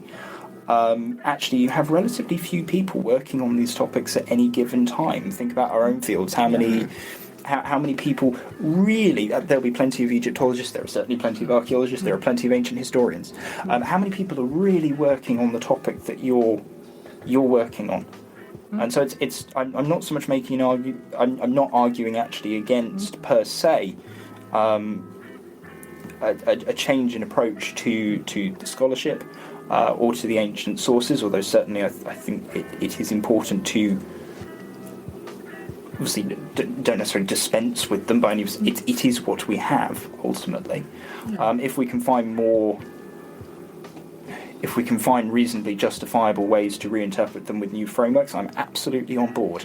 Much as theory is not my thing. But the question I pose to all of you really is I suppose a combination of how long do scholarly trends actually have to take to change, and consider the fact we're actually talking about relatively a period of time approximately the same as or less than the Hellenistic period itself. We're talking about a couple of 100 years. Have fun. Have fun with that. No, and I think Troy's got a very good point. And we shouldn't stop studying ancient warfare. Of course we shouldn't. I mean, it's it's fascinating. As you pointed out yourself, when it happens, it's integral. It's pretty damn disruptive. Yeah, it is. It was I liked your comment about the whole community going to war. This mass mobilization, and you see it in the sources. Well, I do have to say that's at the maximum half the population. Because the other half were not getting tooled up and going out and killing people. They were at home waiting for their. Generally speaking. Yes, generally speaking. Well, yes, I mean, some I think there might be some Roman empresses who weren't seeing women in warfare as well. There were, but it's less common, isn't it? Let's be, it's not the system that was set up. You tend to have, the Hellenistic queen turn up on a battlefield, do a parade in front of the troops, and then sort of vanish to the. But again, it's a gendered assumption about history, isn't it? Did she just do that, or did she actually? My apologies. I think from the few snippets of sources I've seen. Those are the examples we have left. But again, there's so much. I mean, what? 25% of our source material is medical text from Galen. Our sources are so tragically, and I do wonder as well. In slight defence of of some of the scholarship for the last 2 centuries, that is what they've had. Maybe they have been too constrained in how they've looked at it. Sure. Oh no, and we are. I think we do just have to acknowledge that. Yeah, They are. Sorry, can I say something? Yeah, and then I've got another. Talking about your talking about like your embodiment thing about being embodied in like a landscape. We're also embodied in a social context, and so like that social context will have agency over us and the writing that we do and the way that we tell the narratives that we do through our research and history. So, and I don't think that's. I know we talk about like. Or there's a big push to kind of recognize your own biases in your work and unpick the job of modern scholarship now is to kind of unpick the racist biases that are in the early 20th century scholarship. Absolutely, that's important to do. But there is also, I think, we only exist in our contemporary time period, right? So whatever knowledge and biases that we have because of the agency of that time period on us, I think it's important that we sometimes lean into that and say, or we should predicate our work by saying, this is what's happening in our world right now and in my world right now. This is subconsciously influencing me in some way, because nobody else is going to be able to use that, like fully understand that to influence their own work. So it's important job for us, I think, to kind of unpick previous work, but our work will be unpicked in the future as well, and that's necessary because we have these biases. But we can provide that full perspective on it, and we might have hit something on like the nail on the head. We might have kind of done something well. We won't have done it all the time, but this is the only chance that we have to frame history in from our own perspective, but we have to be aware that we're doing that. I think it's called a methodology, Henry. And that changes. Yeah, maybe. That turnover is quite a recent one, and speaking about the sources that we collect that we use to write our dissertations, that comes from the period of the colonial period, and I grab the example of the Parthians, for example, that George Rawlinson wrote, if I'm not mistaken, he wrote about the Parthians, but he might knew that the Parthians were a big empire, but decided he might have changed the narrative to fit into the context of the colonial period, where the British, the Belgians, the French people, when they colonized Africa and then South Asia, to say and then putting into the context of the ancient that the Parthians were a savage people, they were uneducated and all of that. And as our generation, this new generation of PhDs, I believe that we tried to change the course of that aspect, but it's still a long way to go. And again upon the Parthians, I'd say one great book that I'm using as well, and which is talking about the rise of the Parthians and how they get into good relationships with the Romans, especially when I was reading your article about Trajan on the Red Sea.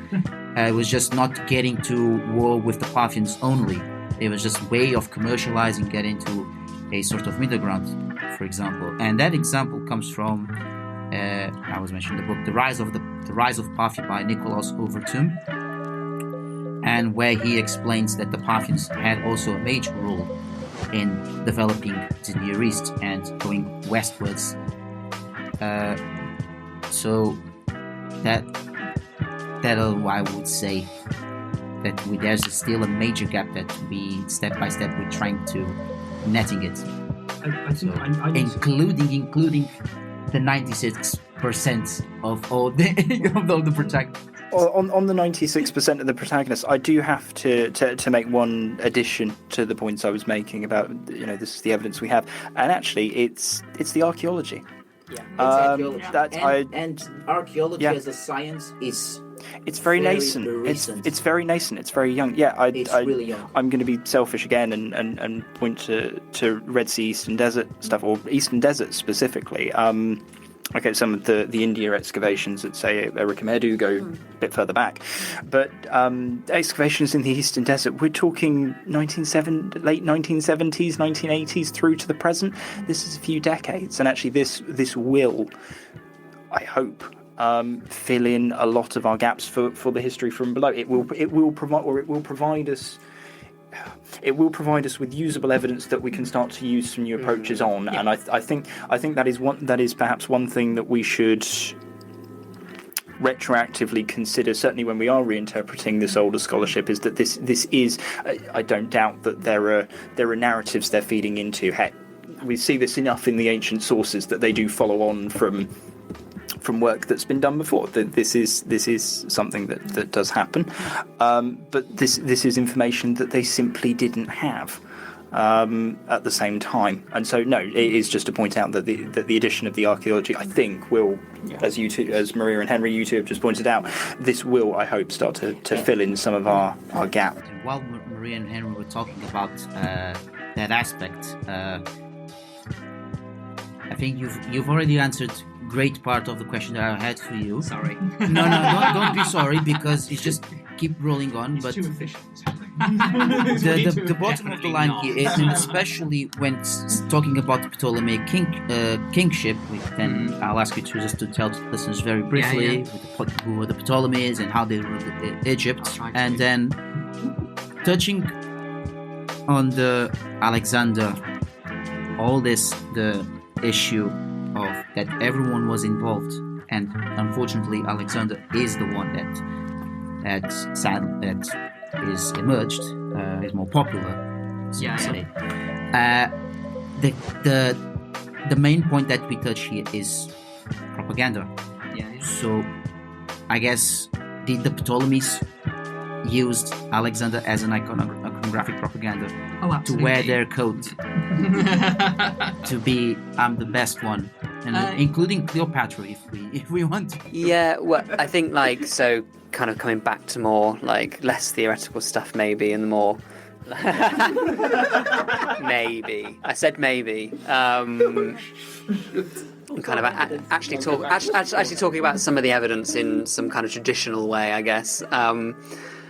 That Alexander is important to the Ptolemies because, and I think for probably most Hellenistic kingdoms, in the sense that the reason that they are there is because of the actions of this individual, supposedly. Obviously, he's not an individual. He is the forefront of Macedonian monarchy. Whatever, we can.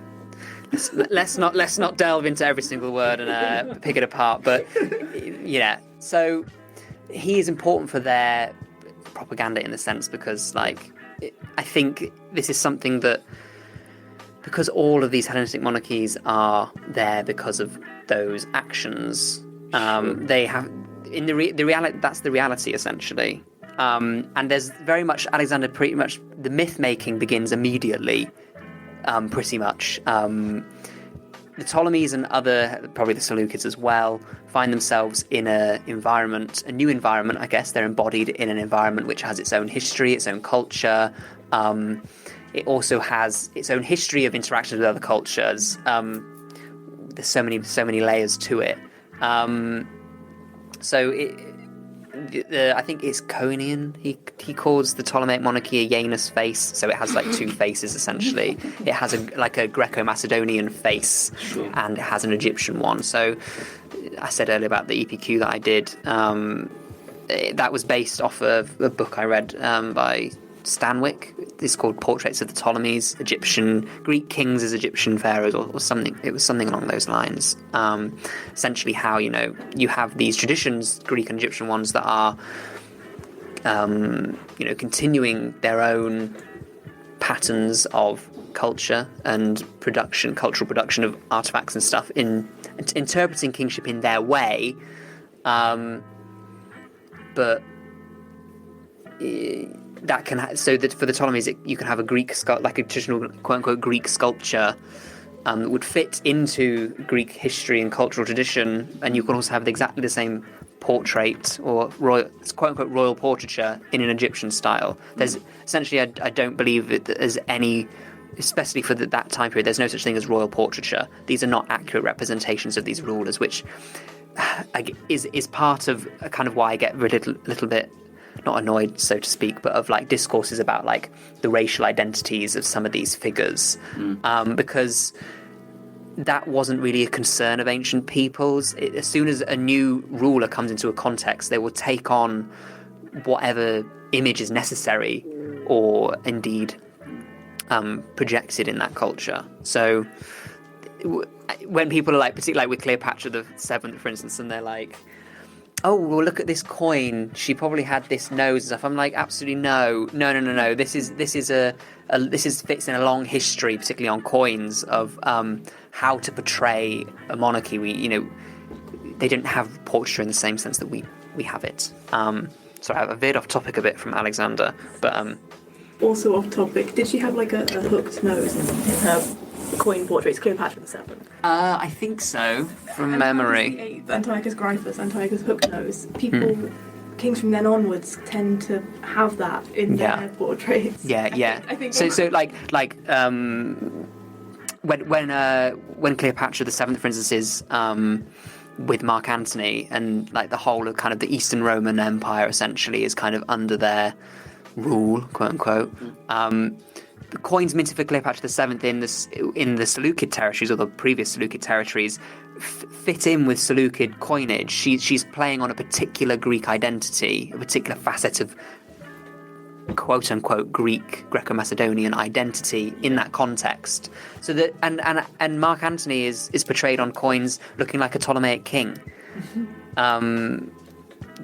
These aren't royal portraits exactly, but coming back to the importance of Alexander, yes. So for the Ptolemies, the ruler cult, or the dynastic cult of the Ptolemies in Alexandria, is embedded into the priest of Alexander, and that particular office or function, or whatever you want to call it, it becomes the priest of Alexander and every single deified royal couple after him.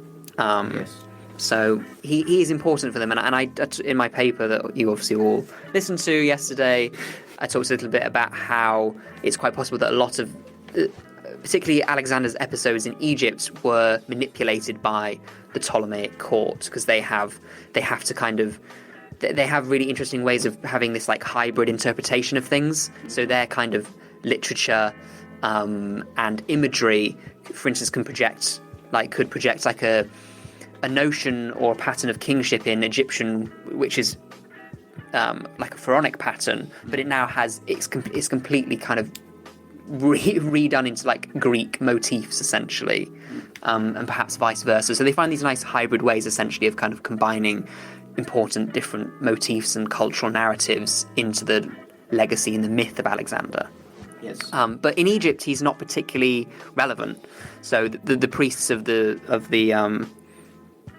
like the Ptolemaic ruler cult, or priests that are, essentially dedicated to the worship of, or the priest of, for instance, like the sibling gods, in Egypt, so outside of Alexandria, aren't connected to Alexander the Great. So he doesn't really have, in that particular facet of kind of royal ancestor veneration, he isn't really important in the rest of Egypt. He's important in Alexandria, and I have lots of theories on that, which I won't divulge here. You have to wait for my thesis in however many years' time. That's going to be a long-awaited secret. It's going to be a long away. Yeah. Maybe I'll give a paper on it before then. So he's important in Alexandria, but not anywhere else. So I think he's important in projecting this identity internationally to other Hellenistic rulers, but not to necessarily Egyptian elites, because he was, if he went there at all, he was essentially irrelevant.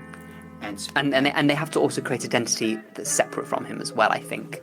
They have to really portray themselves as separate to him, because they aren't related to him, like, blood-wise, although there are some theories that Ptolemy the First may have been a half-brother or something like that, but I don't quite believe that. It's a stepping stone for integration into a new environment. Yeah, exactly. Yeah. And but I think these trends are going on before, essentially, like, we talk about like the narrative of like the 96%. I think maybe not the 96%, but the 20% nearer the top, maybe these like merchants and soldiers and other people who are moving about in this time period before Alexander the Great. You have a lot of Greek mercenaries in Egypt.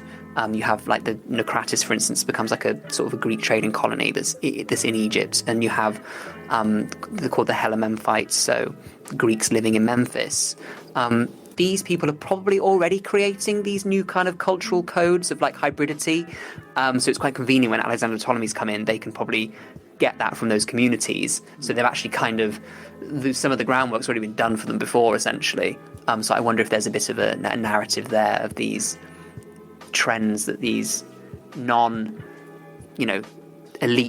like elites, the like rulers, have already been creating beforehand, probably. It doesn't come out of nowhere. It's not as though Alexander comes and like conquers the Persian Empire and it's like, oh God, who are these people? Like that's not happening. Sure. Obviously, but yeah, I hope I answered that question. It's true of saying that non-elites or the local non-elites seeing someone who is somewhat a bigger influence, but for the elites that are not, that just went there and settled with the non-elites and trying to projecting something that the non-elites are not fancy with it, or so to say, and as you said, moving it internationally. And I think that probably would move into the Roman Empire, Troy. Would that also reflect in the beginning of the Principate? No. Throughout the Roman Republic, and then transferring it into the Roman imperial campaigns. I love this shifting that you're doing to like new things. It's great. So what exactly? So exactly that message that what Henry touched upon, saying transmitting the Alexander the Great in an international way, and would that reflect upon the Roman Republic, and then jumping straight and on what you are researching, because at the beginning of your article, let me just open here. The article by Dario Napo that I said. Yes. To clarify for your listeners, it's not my article. Let me just. I'm very flattered, but I'm a great admirer of Napo's work, but no, it's okay. Fine.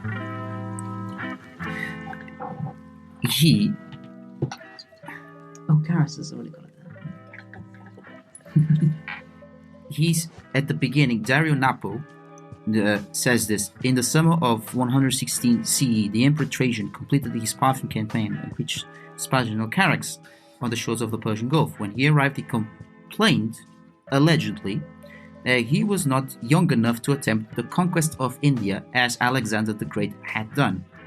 At least this is what Carys Dio tells us in one of the books of his work, which survives only through the epitome of Siliphinos.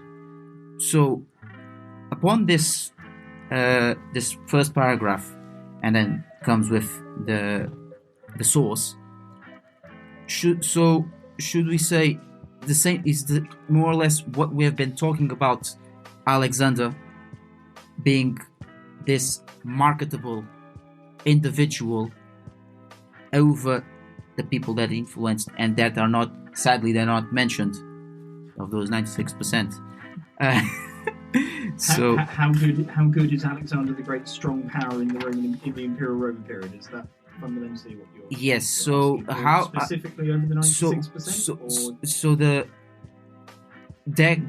imperial campaigns until Trajan's reign, solidifying what the known Roman world at the time, the 2nd century, was that resembling the demise, as I was speaking previously, the demise of Eastern empires by ancient authors, while reminiscing the campaigns of Alexander the Great as the restorer of the known Roman map at the time during the peak of its empire?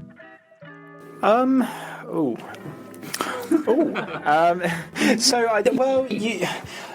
terms of Alexander the Great's influence in the Roman period, he's certainly his soft power is he's clearly quite influential over the foremost individuals in both the Republican period and the Imperial period. I mean, heck, Julius Caesar is supposed to have cried at the foot of one of Alexander's statues because he was older than him and hadn't achieved half as much. For the listener, Maria is rolling her eyes back, really far into the back of her head. I guess Maria has something to say. I think I may have said what I But imagine there's one particular achievement Maria's wishing that Caesar had imitated by that point in time, but I'm not going to... Didn't he also refuse to see the body, like they came to like Alexandria and...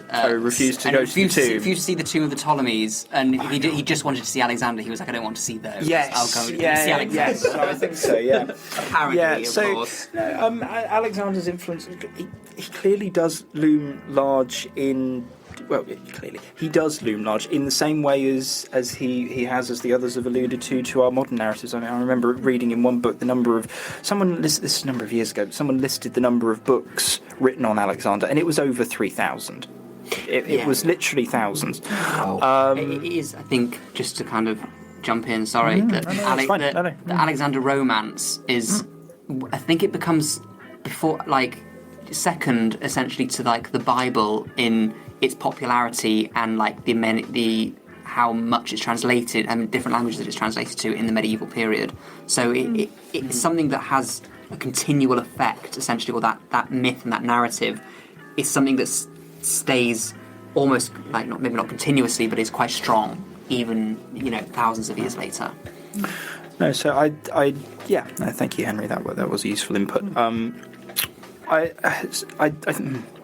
I think fundamentally, Alexander, as I've said several times, he does loom large for a number of reasons. I think as well and it comes back to the point that Maria made earlier about when these individuals do undertake events or undertake courses of action which do have a profound influence on the environments around them and the people around them, they do have very, very real, very, very long-lasting consequences psychologically on these societies. Actually, to jump to a completely different boogeyman from Alexander, I'm going to jump over to Hannibal Barca, the Carthaginian general.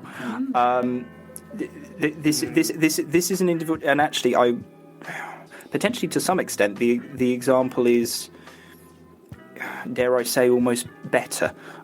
This is an individual who takes...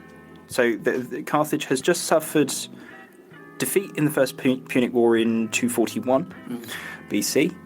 You have the mercenary revolt in 240, which is right at the gates of Carthage. You do not leave a rather large army of unpaid mercenaries outside your front gates. That's a terrible idea. Carthage then rebuilds its power base in Spain. Hannibal then takes an army of 40,000 men plus a bunch of elephants. I knew they were coming. Yeah. Oh no, elephants! The first time. When am I getting them in? I've been waiting for this. Troy owes about £100. Yeah. His jar for every time he's mentioned elephants. We have We swore 5 times. I'm not sure the word elephant is going to give your podcast the R rating you desire, Louise. But I hadn't. That was actually a totally subconscious insertion. I'm afraid. Coming as soon as Hannibal. But there is a point to that. So this is an individual who, along with his command stuff, he takes an army of 40,000 men and a bunch of elephants out of Spain, through France, through the Alps in the middle of winter, and they wind up in Italy. Apparently.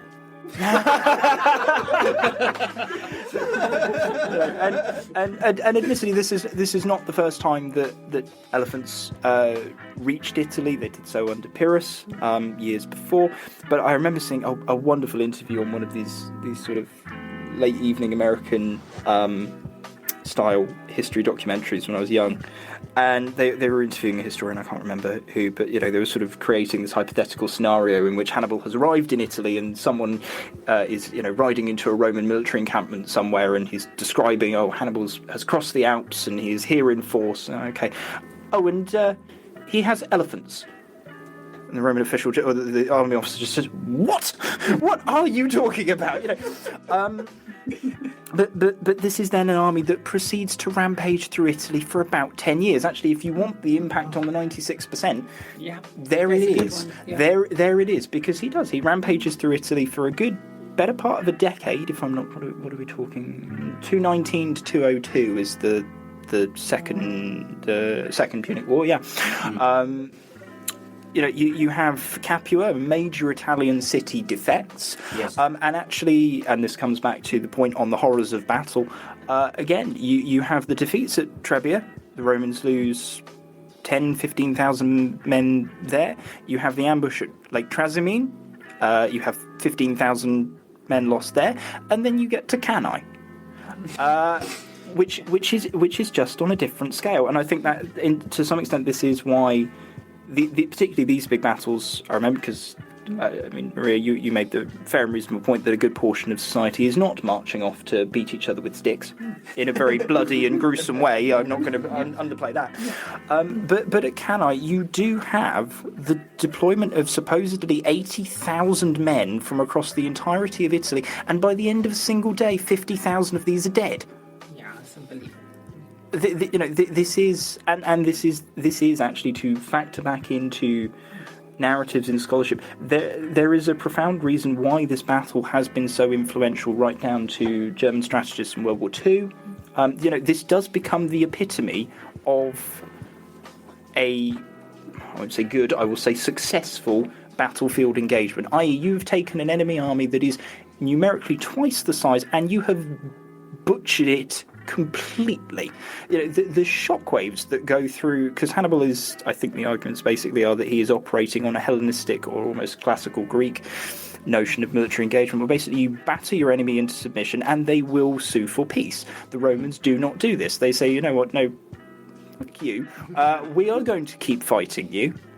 We are going to engage in strategies that you cannot deal with, because we will not meet you in pitched battle.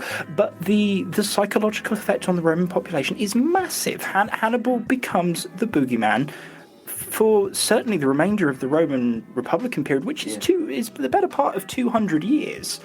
Because Hannibal eventually reaches the court of Antiochus III, one of the conditions, I think, after the defeat of Magnesia in 191, is that they surrender Hannibal. The Romans are desperate to get their hands on him, and this is why Hannibal allegedly commits suicide at the end. He manages to deprive Rome of, can you think of Caesar and Vercingetorix, the Gallic chieftain. After they make a big public spectacle of this. Can you imagine what they would have done to Hannibal if they'd got their hands on him? This is Cleopatra. Yeah, exactly. The impact of these individuals, and actually not just the 96%.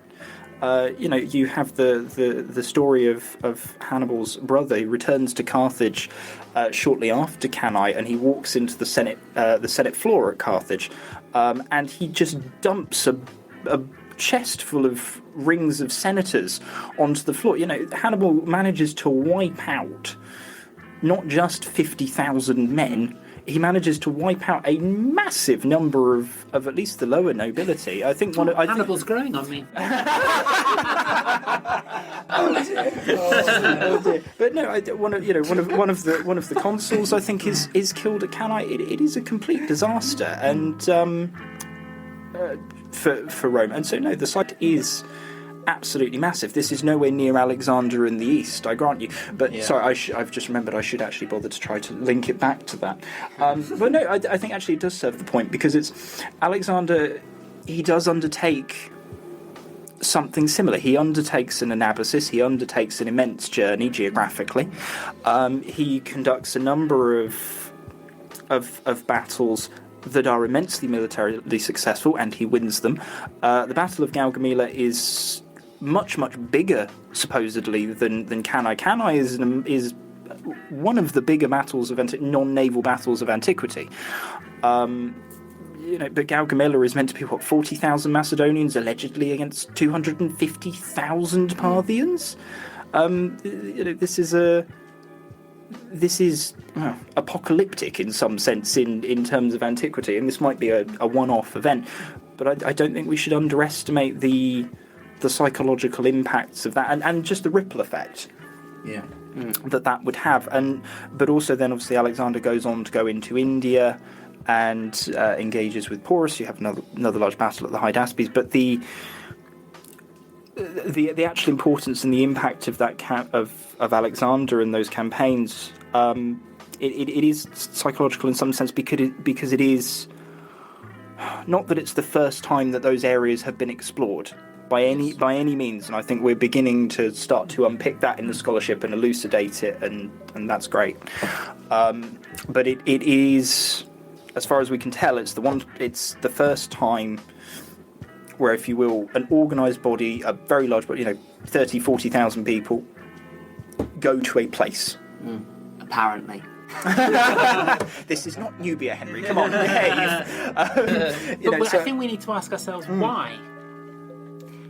Yeah. And what does it look like from the people who were already there?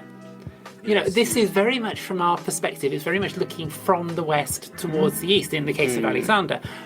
Why would Alexander do this? I mean, I was talking about the impact of that event on, because obviously Luis was asking about by the time of Trajan, and I think it is that a narrative like that would be highly impactful on Trajan. Well, clearly is, because Trajan says he wishes he could have imitated Alexander. So we can see directly there that the narrative the spectre of Alexander pretty much does loom large over the ensuing period. Alexander is probably the closest soft power can get to hard power without military or coercive force. Is that fair to say, Carys? I don't know. If soft power is propaganda, then it's worked. We are still talking about him. Exactly. Exactly. And it's Alexander the Great. He is this being above everything else. We should also point out to the listeners that certain figures in history do tend to name themselves great on their own initiative. I think as well, maybe in the Roman period, I don't know if this is necessarily true, but I think a feature of culture and a feature of, I think, maybe we can empathise with this as historians essentially is to kind of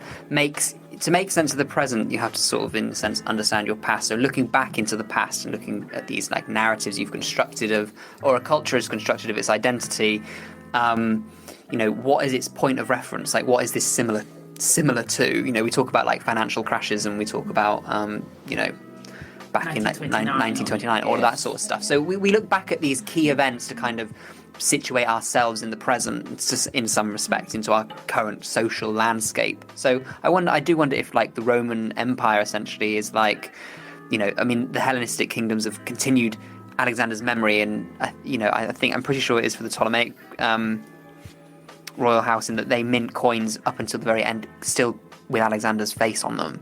I don't know if it's the same as Seleucid Empire. I think. Don't hold me to it, please. So when they're in those areas, Alexander's memory and narrative, when the Romans move into those, is already looming large, and they have this huge empire that he was the last one to essentially have, almost this as a comparison, essentially. Maybe. But I think this was the point in some sense that I was hoping to kind of allude to just then, is that you have figures like Alexander who clearly have a very profound impact on the actions and perception of individuals of similar status later on, whether it be Trajan or any other. I would wonder, again, I think this is why Hannibal's quite a good example. It's because then instances like Cannae, and presumably actually Gaugamela as well, these would be, or Raphia by the time you get to the Ptolemaic period, these are genuinely massive flashpoints. And I would presume the ripple effect and the psychological impact on not just the upper echelons of society, but the rest of, these are events that would genuinely, I would think, have that effect, or have an effect. Well, I wonder, if you're a farmer down at the first cataract, Raphia, Do you care? Well, again, these may. You still might be These- impacted the- by well, it. the- You might be these- conscripted I was gonna somewhere. say, these may be geographic. No, again, so the example of Hannibal again is quite good because it's, in some sense, it's relatively geographically confined to Roman Italy. But this is but again, this is something that has an impact on Roman Italy for the next, well, certainly until the destruction of Carthage in 146. Influences Roman Italy for decades afterwards. We also have to be careful. That as might be well. one clear example. Yeah, that's a good one. I think we also have to be careful as well, like some of the numbers that these ancient authors give, because like obviously when we start talking about like gigantic battles, again it's like somebody said it is a gigantic battle with a particular number, and that in itself might be an element of I'm sure we're all well aware of in contemporary life and politics the keenness to over-exaggerate achievements and The argument that these are government statistics. maybe Take Well, take a yes. Social media statistics. yeah, those sorts of things, like a yes minister quote. so it was the same. I think it was partly the same back then. If you, and especially coming from like ancient Egypt, when they're talking about like how many prisoners and stuff they've captured and stuff. So, sometimes like numbers also have symbolic value as well. So I think there absolutely is that. You're quite right. But again, I think at least. Again, Cannae is an example, or the aftermath, that is an example where we can see in the literature that we have, which, yes, is upper echelon, but this does quite clearly have a profound impact. Whether the numbers are quite what we're told, I agree. But... Well, I would like to draw a contemporary parallel. So if we take the Second World War as potentially... the biggest event from the mid-20th century. Event. Yeah. Yes, and the impact that had on the British population.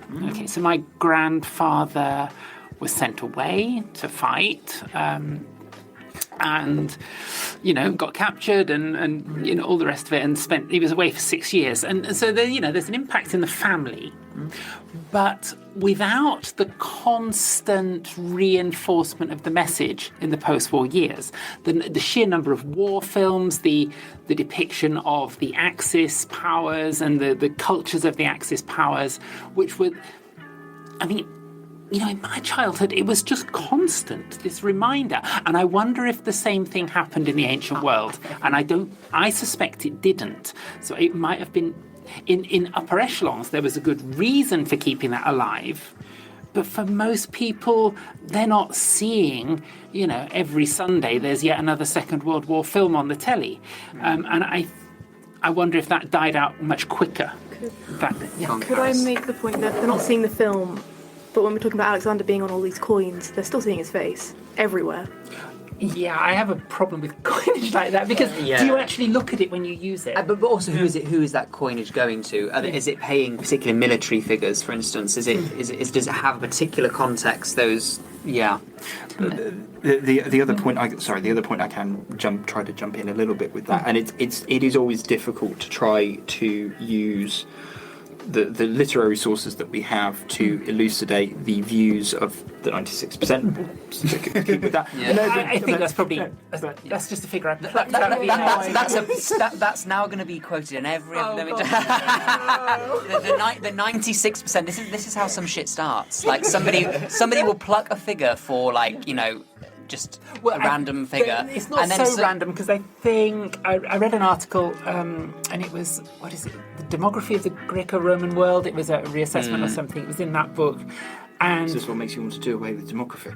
That's right. No, but I think they did a calculation for Egypt, Ptolemaic Egypt, and they reckon an elite was comprised about 4% of that population, with various criteria. Yeah. Sorry, but just the point that at least by the time you get to kind of the 1st century AD, just the authors, I think, such as Pliny or a number of others, they do actually, for example, show an awareness broadly of, say, street-level discussions of say, Indians in Alexandria or Eastern trade items appearing, and so it's always a slightly delicate operation to infer from those sources. But unfortunately, again, this is another gap in the evidence where we in some sense, again, this is why, as Carys rightly pointed out, the coins. We don't know what these entire swaths of the population have access to, and how regularly. Oral traditions obviously get completely lost. Yeah, of course. But the point is, we assume that they're there, and so but then unfortunately we don't know what those oral traditions are. Actually, I wanted to ask Carys about coinage. Sorry, because. This is going to be a whirlwind for your listeners. Yeah, absolutely. This is going to be like a few parts. Well, would you like to take just a 5-minute break because I have to wee?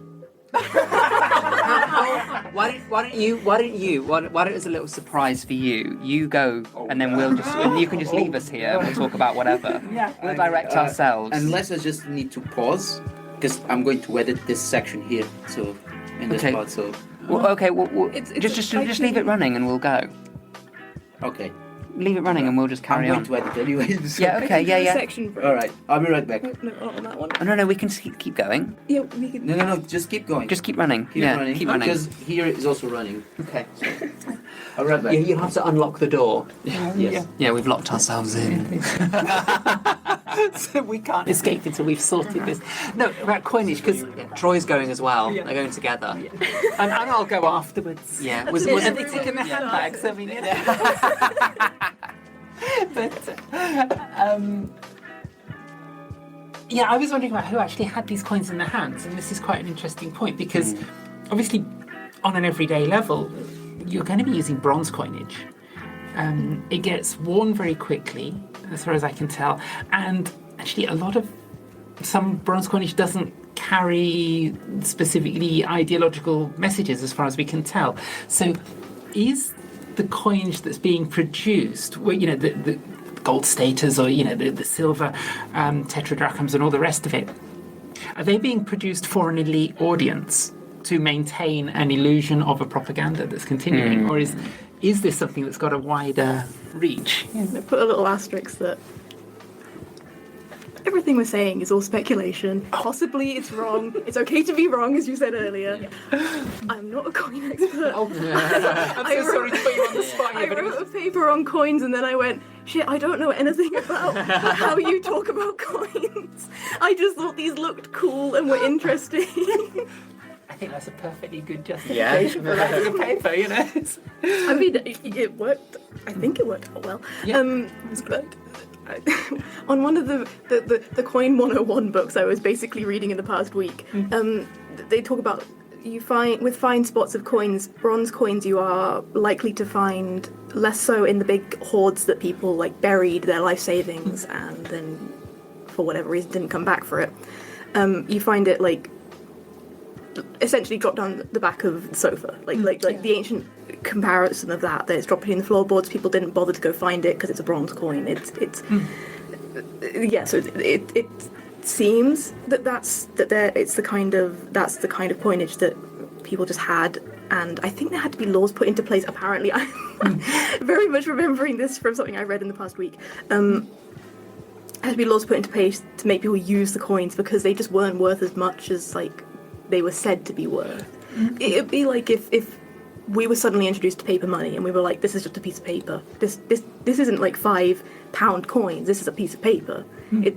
I think it was that sort of thing. So I guess they would have had these coins. Maybe they wouldn't have cared what was on them, but yeah, the elite clearly did, because otherwise we wouldn't have all these different variations of things. I do wonder whether some of the coins, particularly coming from the ones that I've seen, or the numismatics that I've dipped my toe into, whether some of the coins are kind of commemorative of certain events. I don't know whether talk about propaganda, that when I was at school and it was Elizabeth Windsor's 50th Jubilee or whatever it was. You mean Betty? Betty Windsor, when it was her Jubilee. We were all given coins at school and to commemorate the occasion. And that is embedding an ideology and is a they're back together as well. Getting those kind of commemorative coins is something that was. I wonder whether that was a similar thing. in the Ptolemaic and Seleucid empires, especially with those gold ones, and you get the ones with like Arsinoe II and Ptolemy II. I wonder whether it's like commemorating their marriage or something along those lines. Yeah. Yeah, I do kind of wonder, because as I say, I'm not a coin expert. I don't know how much the gold status were worth, theoretically speaking. Like, where would you spend it? Yeah, who would give you change? Yeah, for that. Walking into like a shop in like your local coin store and trying to buy something that's worth maybe less than £1 with like a £50 note. I don't know how realistic was it that people were going to spend them. But I think the coins I was talking about, the Cleopatra Thea and Alexander Ballas Dewgate coins and Cleopatra's gold stata. They're talked about in terms of marriage issue coins. They were minted to commemorate the event of their marriage. So I guess we don't know and all that sort of thing. Like it's all speculation. There's absolutely no way of proving it. But in that case, it would have been a commemorative event. It would have been our equivalent of the Jubilee coins. Yeah. That sort of thing. So. Yeah, I find it really interesting when you talked about like where would you spend these sorts of things, and like I do, like people still invest in gold, its actual kind of material worth as like a precious metal, and I'm like my grandma used to wear a gold sovereign around her neck, on like a chain, and it was like and everything, and I think it was given to her by her dad, and he said like, always wear this, because if you ever stuck somewhere and you have nothing, that you have something of worth to like bargain your way out of a situation, or if pay for something if you need to, just because of the material value of that gold that they had. So I wonder whether like these big gold coins and maybe were like an investment or like kind of a consolidation of wealth. Which was transportable essentially, especially if you're paying, if you're paying, you need to pay a mercenary something for their service, but they're going to go back, if they're fighting in like Upper Egypt, for instance, but they're going to go back to their home in like northern Greece. They can't, for their services, they can't like take the food with them because it's perishable. So gold is gold. Gold is gold, and it's transportable. And we forget, I think, sometimes about the transportability of money, and how you can essentially carry your wealth with you. That's what money is. It's a consolidation of wealth into a form that is transportable and you can take wherever. Whether you want to send it to the Cayman Islands and hide it, or if you want to spend it all in one go, you can do what you want with it. But the point of money is it's transportable. It's transportable wealth, so that you can set yourself up wherever. You're less embedded in your natural environment, I guess, with portable money. Yeah. Is that a PhD topic in mind? Good one. But with portable money, your money also has to be internationally recognised, or at least certainly nationally. Internationally, phrase is not necessarily to apply to antiquity, but it has to be recognised on a geographically wide scale. Let's put it that way. I mean, do you want to get into Attic weight and Ptolemaic weight? Oh, maybe that's a bit too much, but we could do. No, because I don't know anything about Anything beyond those two terms, I don't. But also, if we're talking about would people have looked at them, if it is this huge deal to have this coin, I guess it's special. People haven't seen this sort of thing before. Maybe they would have paid more attention to what was on it. I guess if you're talking about in terms of the 96% and how much these people would have known about what was going on everywhere in the empire, when you're talking about the bronze coins which feature, say, Alexander the Great, it's kind of that's what you know. That's what people know. People know it's the same thing that everyone knows what it is. So something's just occurred to me. This is light bulb moment. Yeah, possibly. I'm going to conduct some experiential archaeology. Excellent. Coins. What did we all think when we held? So, for your listeners, Louise, we were at the Swansea Egypt Centre yesterday after the conference, and we had the not just Egypt Centre, but also the experience of holding a coin. Yeah. But this is it. So for your listener, we got to hold a silver tetradrachm of Ptolemy the First, wasn't it? And with Alexander's face on it. With an elephant scalp headdress. Athena and her eagle and the owl on the river. Indeed. It had a bee. It had a little tiny bee. Yes. Yeah. But this was an item that had weight to it. It was beautifully made. I mean, I said to all of you, I really struggled to put that coin down. It's a mesmerising artifact. It is. Well, think about how these things are made. You've got someone that has to create the portrait or the image. They then have to mould it. I did have the opportunity a number of summers ago to strike an Anglo-Saxon replica coin, and that takes a lot. These are very complex items to produce, and certainly the one. Any of your listeners, Louise, can go and look up Hellenistic coins. Just Google them. Some of the finer silver examples. The artistry involved is immense. The weight of these things are ridiculous. You're talking 20, 30.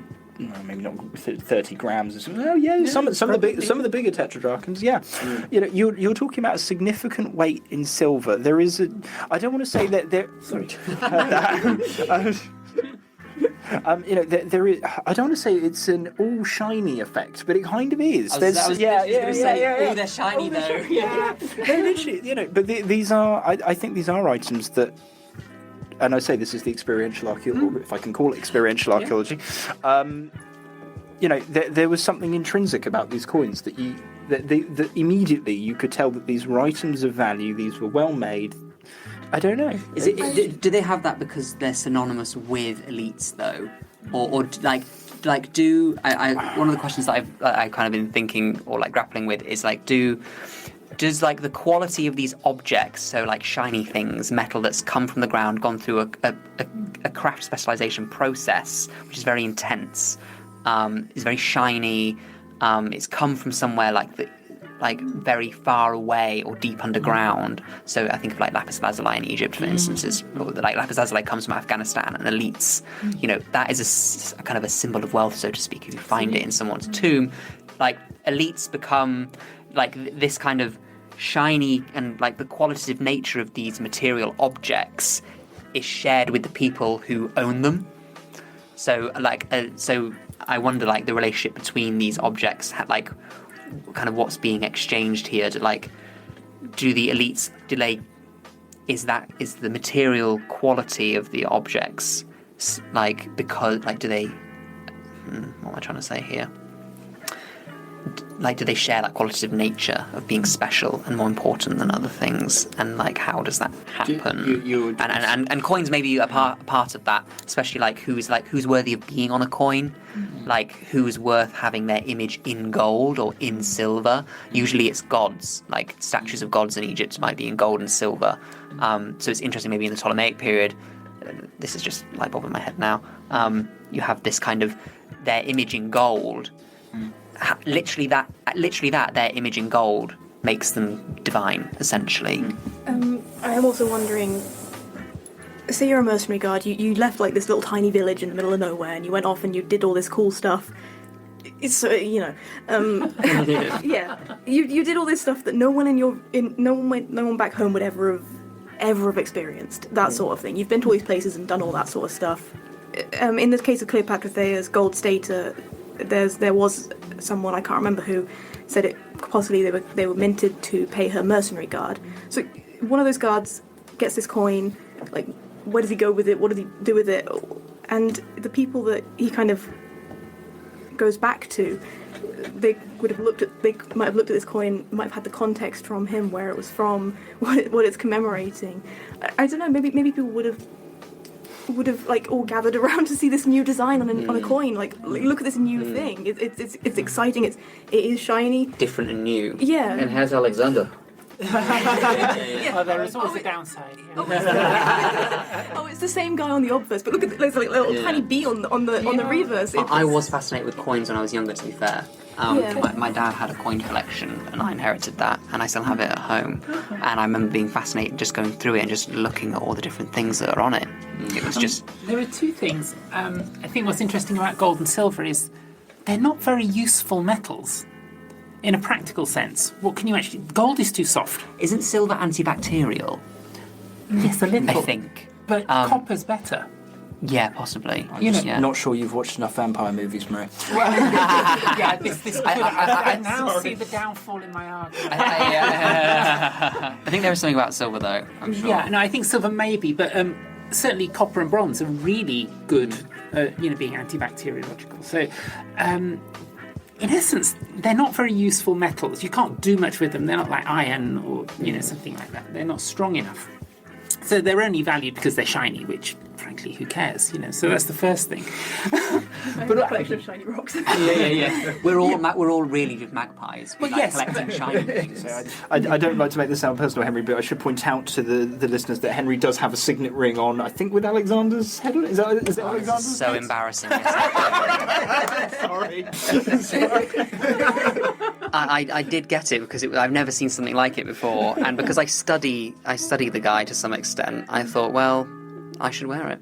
So I bought it, and I'm not judging you for it. I just I'm not wearing it at him. It just reminds me of what I'm doing essentially, and it's shiny. And it's shiny, and it's unique. I'm sorry, that's a cruel. I'm falling into the social patterns. Yes, I'm sorry. That's a cruel thing for me to have done to you. I'm sorry. No, I wanted to go back to the idea of the mercenary, and I thought this was really interesting what Carys said about this mercenary going out from the village and then being paid with this great gold stater, and it's shiny and it's beautifully made. I think all the things Troy said, they're heavy, they have that weight in your hand. Well, I don't think Henry's wrong either. I think it's all of the above. I think I think there's no one thing. No, I think they're shiny, they're well made. I think the monarch is quite literally sharing that aura. Yeah. With whoever's holding it. Yeah. Sorry, no, that's a very good point. But I also think you've got a mercenary, and that's how they're paid. That coin is useless unless that mercenary transforms it into something. So I wonder if that coin is going to make it back to the village. Because the whole point of going to become a mercenary is to get money, to be paid in some way so that you can improve your life. A gold stater in your rundown little hut is not going to improve your life. It's not going to feed you. It's not going to give you material comfort. So it's going to be, I would imagine, I don't know, but I wondered, they're going to be sort of cashed in pretty quickly into more usable currency. So actually it just goes straight back into the banker's box in the forum. I do wonder whether soldiers are also part of, they are elite some degree. Certainly so especially like professional soldiers who have perhaps inherited armor from like their soldier or military families and stuff. Large estates. They're given large estates to kind of settle on when they've retired. So these figures are actually elite of themselves. So they may not necessarily need to cash it in. They're just kind of compacting and compounding their wealth and consolidating into what they already have, maybe. Go on, Carys. I was going to say maybe it's about it being a coin and it's more equivalent of a medal. You get a medal for being in Well, not quite. My question was, so I was thinking in the context of Roman India, there have been about 7,000 coins discovered, generally silver denarii of either the Augustan or Tiberian period, and then they peter off. Generally, this is a trade item, but they have, I think, also found examples that have puncture marks in them, so presumably they've been threaded, they've gone on necklaces, etc. I was going to open it up to all of you, actually, whether any of you have heard of this sort of practice in a Hellenistic, as in traditional Hellenistic geographical areas, the Mediterranean, the Aegean, Asia Minor, any of those sorts of practices. Do we have any evidence for how these coins are used?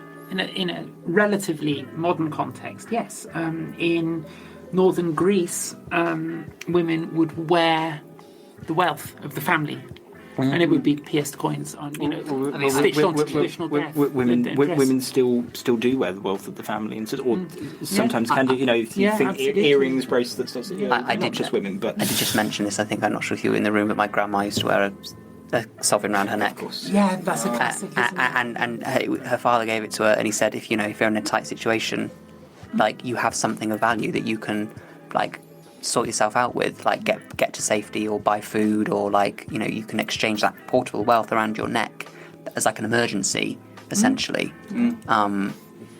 do with it what you wish. I was really hoping you'd say, "Oh yes, there's this big coin hoard in Asia Minor somewhere they've all got puncture marks in the coins." That would have been great. I mean, they have a life after being used for money, essentially, or they have, there's multiple ways in which coins can be used, which we've kind of touched upon. I still think if you're being paid with one great big gold coin for all your years of service, you could keep it like a medal, but you've got to live after you're retired. Yes. The only thing they were paid with, I don't know if it's. I've got no idea. I don't know. I don't. Yeah, we are speaking from a point of relative ignorance. We're kind of workshopping coins here with not having done a lot of research on them. Yeah, you're just talking about more of a personal value than itself the whole general, the broader situation of picking up of the mercenaries' objectives in the sentence. But I guess that research we should leave it for another time, or maybe or for just Kyle Eriksson. Or one of our tutors, Kyle. Maybe he'll all be telling us off after this. Like he'll disown us all as students. Try to email or talk to Elijah, because he's the one. He talks about more coin the cuts and process of production coins is, of Seleucid coins, but that would be something that that expands into a larger context that we could have talking here. I thought you were going to say larger podcast. Have we not given you enough hours? I think we're going to be enough to talk about coins and all that. So, Suggesting a live study session. Sorry, world. Listeners at the same time. I think we're like 5 minutes away from going and finding yes, a book on coins. we're just going to the Egypt Center and just checking out some coins. I have to do a study with me sometime. It's very much the study of the trend at the moment, isn't it? No. Yes. We can all get little TikTok accounts like study with me. What are we doing today? Study with me, Seleucid coins. Yeah. I have had many breakdowns in this library, by the way. So in the past. while I was on breaking you and you guys were talking shit about the ancient world. So the bottom of the line here to wrap up the things. Let's classify Alexander the Great. Con or thug? Oh, thug. Thug. What's the option? Sorry, thug or what? What was it? I said con or thug, but a con or a thug? No, both. They're both things. So instead, let's say. I don't think great king or thug. Oh, okay. I was going to say I don't think he's a con in any way. I think he obviously was pretty charismatic in some way. If even half of what is written about him is true, that these are fairly astounding things for anybody to have done or have wanted to do. But undoubtedly, he's a thug if he did them. I would sort of agree. He was definitely a great king for the Macedonians in the time period of when he was, for sure. But he's definitely a thug, and I would say perhaps all monarchs are thugs. They're institutionalized mafia families, basically, that they can do whatever the fuck they want. Even now in contemporary modern Britain, the monarchy is essentially untouchable by the law. And that is essentially what criminals are. So. Oh no, I am a Republican, not in the American political sense, but yeah, for sure. And like monarchies are criminal families. Essentially, they're institutionalized and legitimized. And it was theft in the first place that got them. Complete theft, theft from the community and hoarding extreme wealth. Thank you. Goodbye. That was a good mic drop. Something or just. I was going to weigh in. I never refer to Alexander the Great as Alexander the Great. No, when I write, it's Alexander III. No, I never stole the Persian epithet. Of course. Well, no, you have ancient rulers who do this. Heck, Pompey Magnus. Yes. He literally has a hair flicking imitation of Alexander in his statuary. He does imitate. No, I always refer to him as. I mean, if you want to call him Alexander the Great, in the sense that he has become. cultural phenomenon the right word? I don't know. That he's become a cultural entity unto himself, and I think in that sense you can call him Alexander the Great. I personally, in a professional academic context, I call him Alexander the Third, primarily because when I found out that he was the third Alexander, I thought, oh, there are other ones, and so I always like reminding people of this fact. He is Alexander the Third. I think it's for Antiochus. Better to put this way: if we really dislike him, putting it this way, third. Okay, Alexander the Third. Instead of say Alexander the Third, we say Alexander the Third. The turd.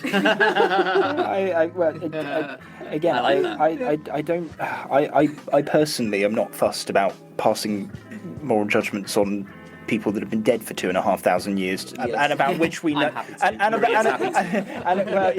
about which we know nothing, relatively speaking, and about which half of which we do know may or may not be true, depending on who you ask. So no, I think he's Alexander the Third. Is he a thug in the sense that I'm not sure thug is even the right word. Successful warmonger. Warmonger is definitely not the right word either. He was an individual who conducted war very, very, very, very successfully, by all accounts. And unfortunately, and geopolitically, this means great alterations in territory and perception of the world and all these sorts of things specifically in the ancient world.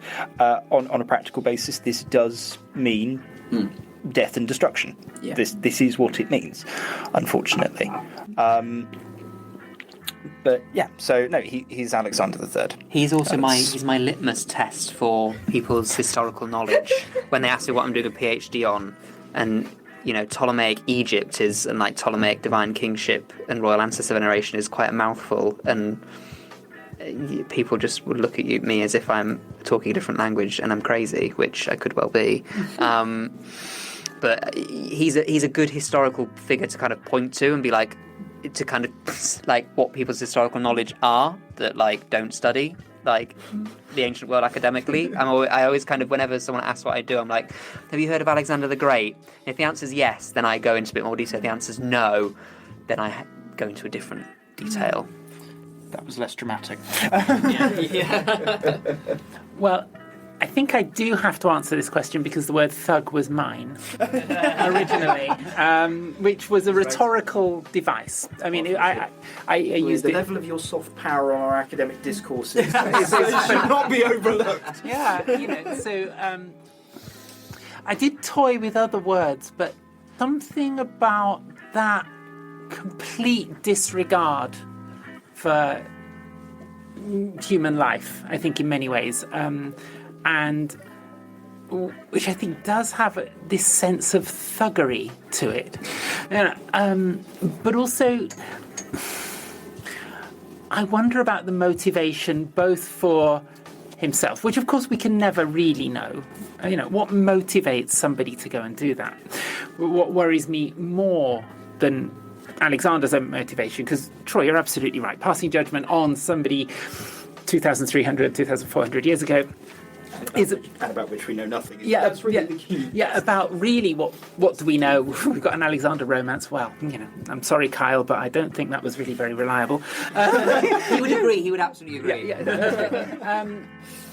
But it's more how that has impacted on the motivations of people who came afterwards, and I think that's where it becomes, maybe in Henry's term, a sort of a sort of mafia don or a thug or something. It becomes symbolic of a way of acting which is then given a glamour and a degree of, it's not respectability, what's the right word? But I think glamour is part, legitimization, that's the perfect word, yes. So it's glamour and legitimization.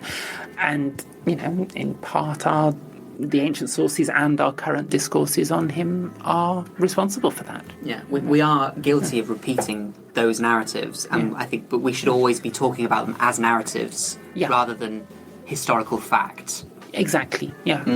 Yeah. I mean, if you want to talk about him in the how successful he was in the sense of what kings, like past kings, their goal was ultimately was to continue their dynasty, their their family, have the rule passed on to the next generation. He was a massive fuck up in that regard. Yeah, he was. Like the one thing he didn't do well. Yeah. And his empire it died with him. Yeah. That's a really good point. We'll talk about going out in a blaze of glory. Like the standards of Hellenistic kingship, going out in a blaze of glory. I love that because it's almost like he won a Darwin Award. His legacy was never able to be tarnished by a son who was a shitty ruler or anything like that. He died at the peak The of... blaze of glory by kingship standards. But for a narrative, historical narrative standard, that's quite good. Oh well.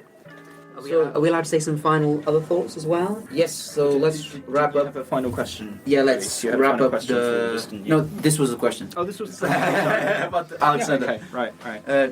Great king of that. So there was. Are we going to do So- a final? So let's. So as we wrap up. Should we wrap bring up this back a bit our- more to PhDs and Yeah. why you should We're do them? going to wrap up our big session, and we touched initially that PhD is a monotonous road and long journey. Especially we obviously seeing from the humanistic perspective, but I also think that from the science STEM is also kind of a lonesome journey too. But what are your thoughts in researching a PhD topic, and what advice would you like to share for those who are listening to our fantastic interview Who would like to go first? I'll go first. or conversation? It's better to say like that.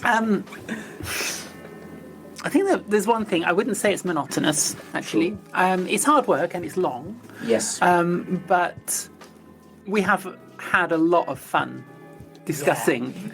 It's we have to go to the library. You have to look at your sources. You have to do your work, but it's not monotonous. I mean, there's times when you're slogging through the sources, but you are gaining insights and it's making you think. And I don't think that can be described as monotonous.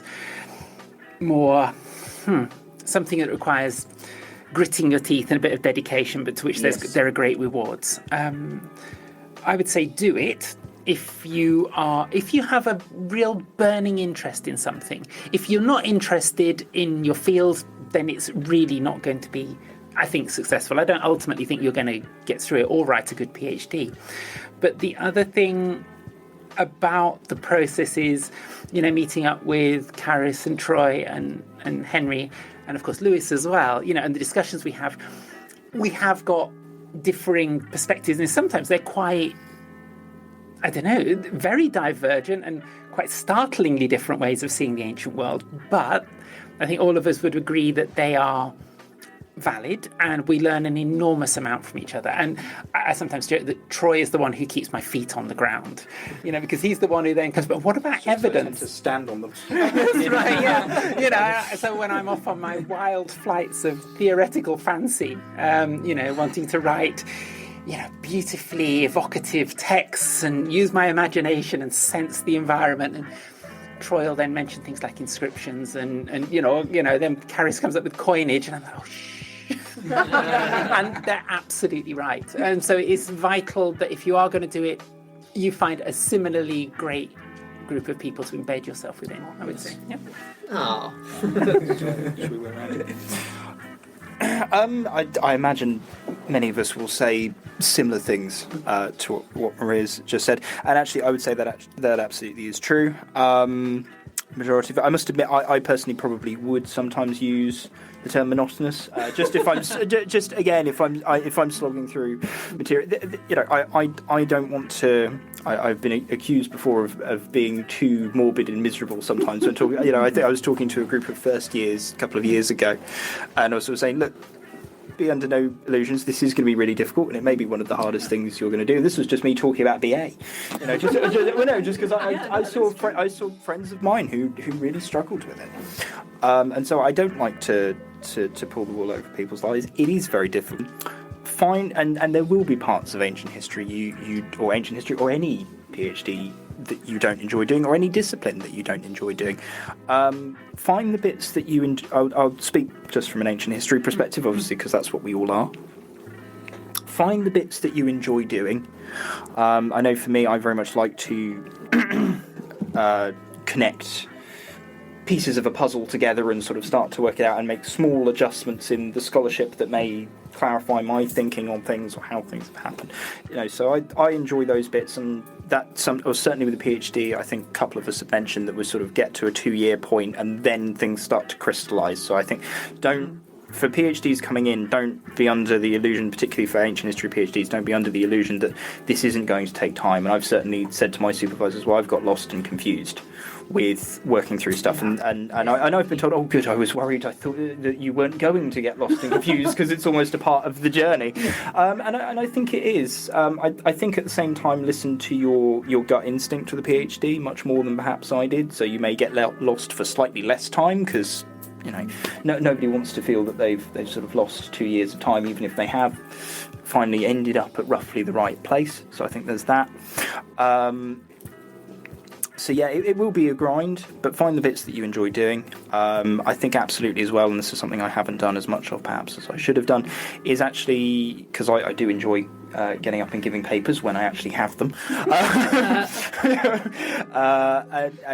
as it turns out, when I don't have them as well, it's equally quite fun. I do enjoy presenting, and it is, I think that is something that people should do, whether it's presenting in a conference or like this.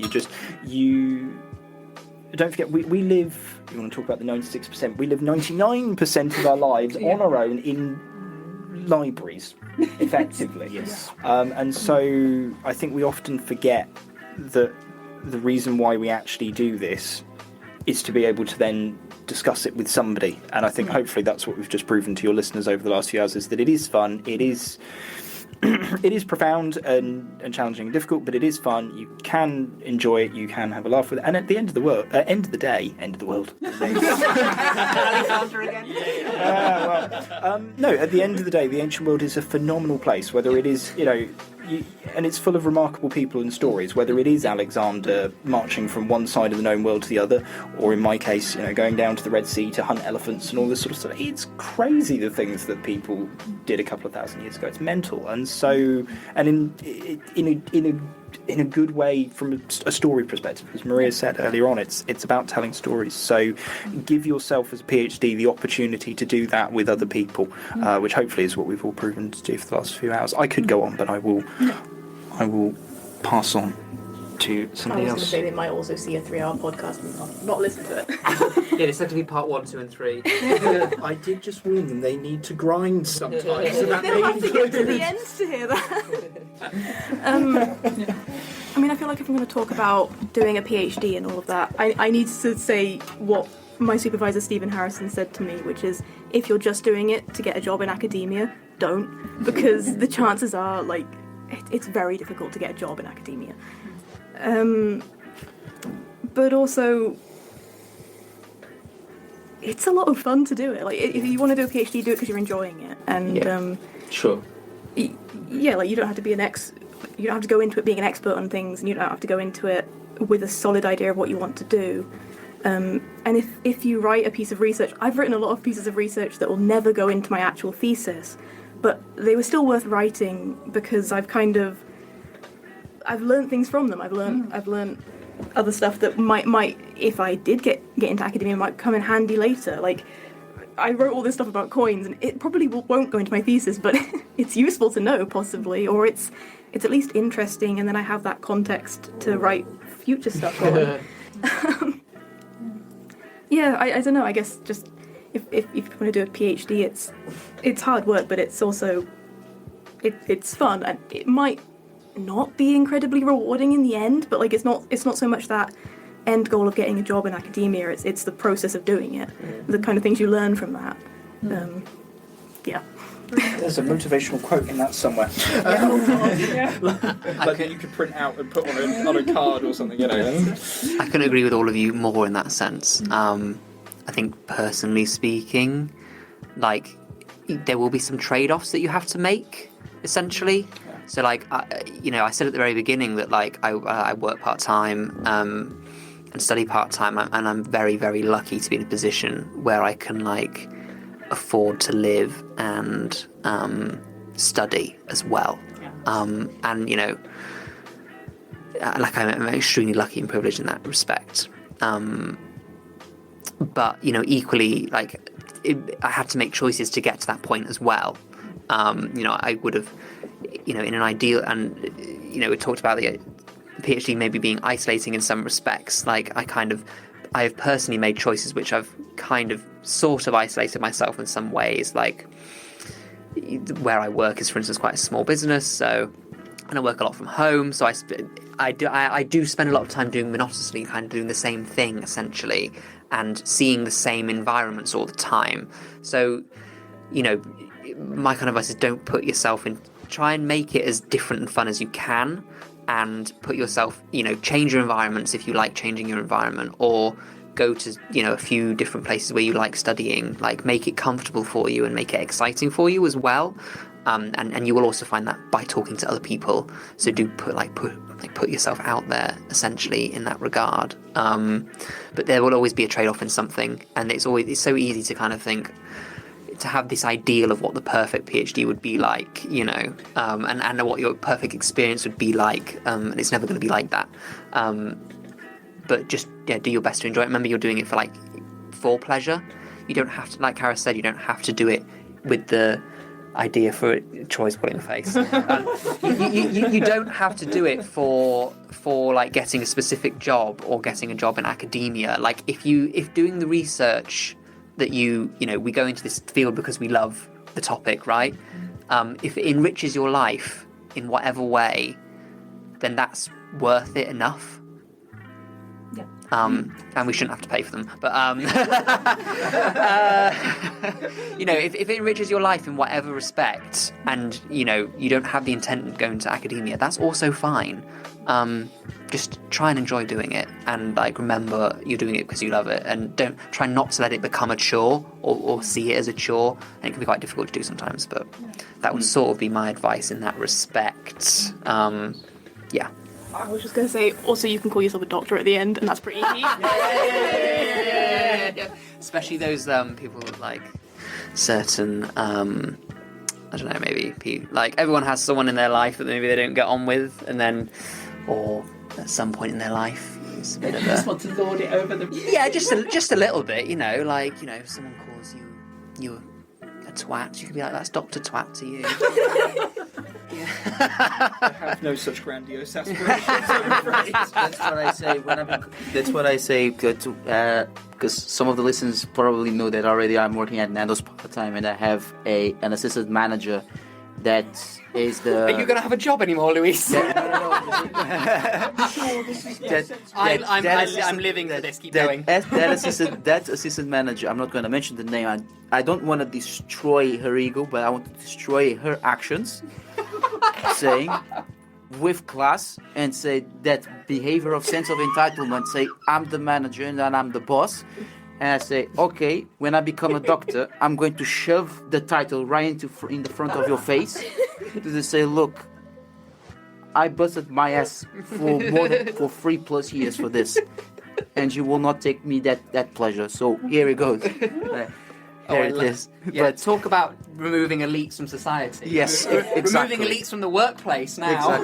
Exactly. Hello, I'm Dr. Louise. Welcome to Nando. Yeah. I think on that note... I also think you need to be kind to yourself when you do it. Yeah. Yes. And and I think that's very much what Henry was saying. You know, find the environment in which you can work. You know, I find I work really well in cafes. Yeah. So if that means, you know, eating loads of cakes and drinking loads of coffee, that's fine by me. Yeah. Also, like, you know, do be aware of your own mental health along the journey, and if you need to get a therapist or put yourself on medication, just do it. Yeah. Like, you know, you are going to find out things about yourself, I think, along the way. Like, you're going to grow as a person, as well as kind of like growing your own kind of knowledge and like professional skills. So having to rethink everything it is rethinking, trying to find new perspectives and rethink, like, you know, things in like ancient history and stuff, like we're essentially studying an alien foreign culture, essentially, and we're studying many of them and realizing that people live many, many, many different ways over a long course of history, and that our own kind of hang-ups and shames and things that we find shameful about ourselves probably don't fucking matter. We were talking earlier a bit about like the agency of like cultures and stuff, and like wars and like death and stuff. Like I think of the is it in Japanese like samurai culture, it was seppuku. Like they would actually ritually disembowel themselves rather than face the shame of a defeat. Like bring the defeat on. And it's mad to think that you would be. It's mad to think that that societal pressure could make you feel that kind of shame, or something like that could make you feel to actually do that to yourself. So, be kind to yourself. Yeah. So, with all this, on that lovely note of seppuku, we're really going to end on that note. Ritual disembowelment. Yeah, that's what a PhD feels like.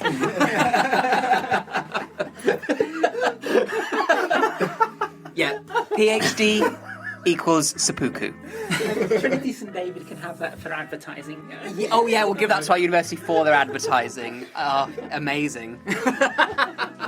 So, is this once we've flipped our supervisor down? Yeah. We'll arrive home in a few weeks' time to a letter on the door like your education has been terminated at this institution. I think on that note. And Luis will have a message from his workforce saying his employment has been terminated as well. So with all this, Are there any final end comments you wish to make that aren't about Nando's or Japanese ritual? Culturally insensitive. I still don't know. I have to decide. When I finish the PhD, we'll see what will happen. Okay. So, to know more about you, any social media, or no? If you don't have social media, any academic pages, anything. Yeah, you can click the link in my bio.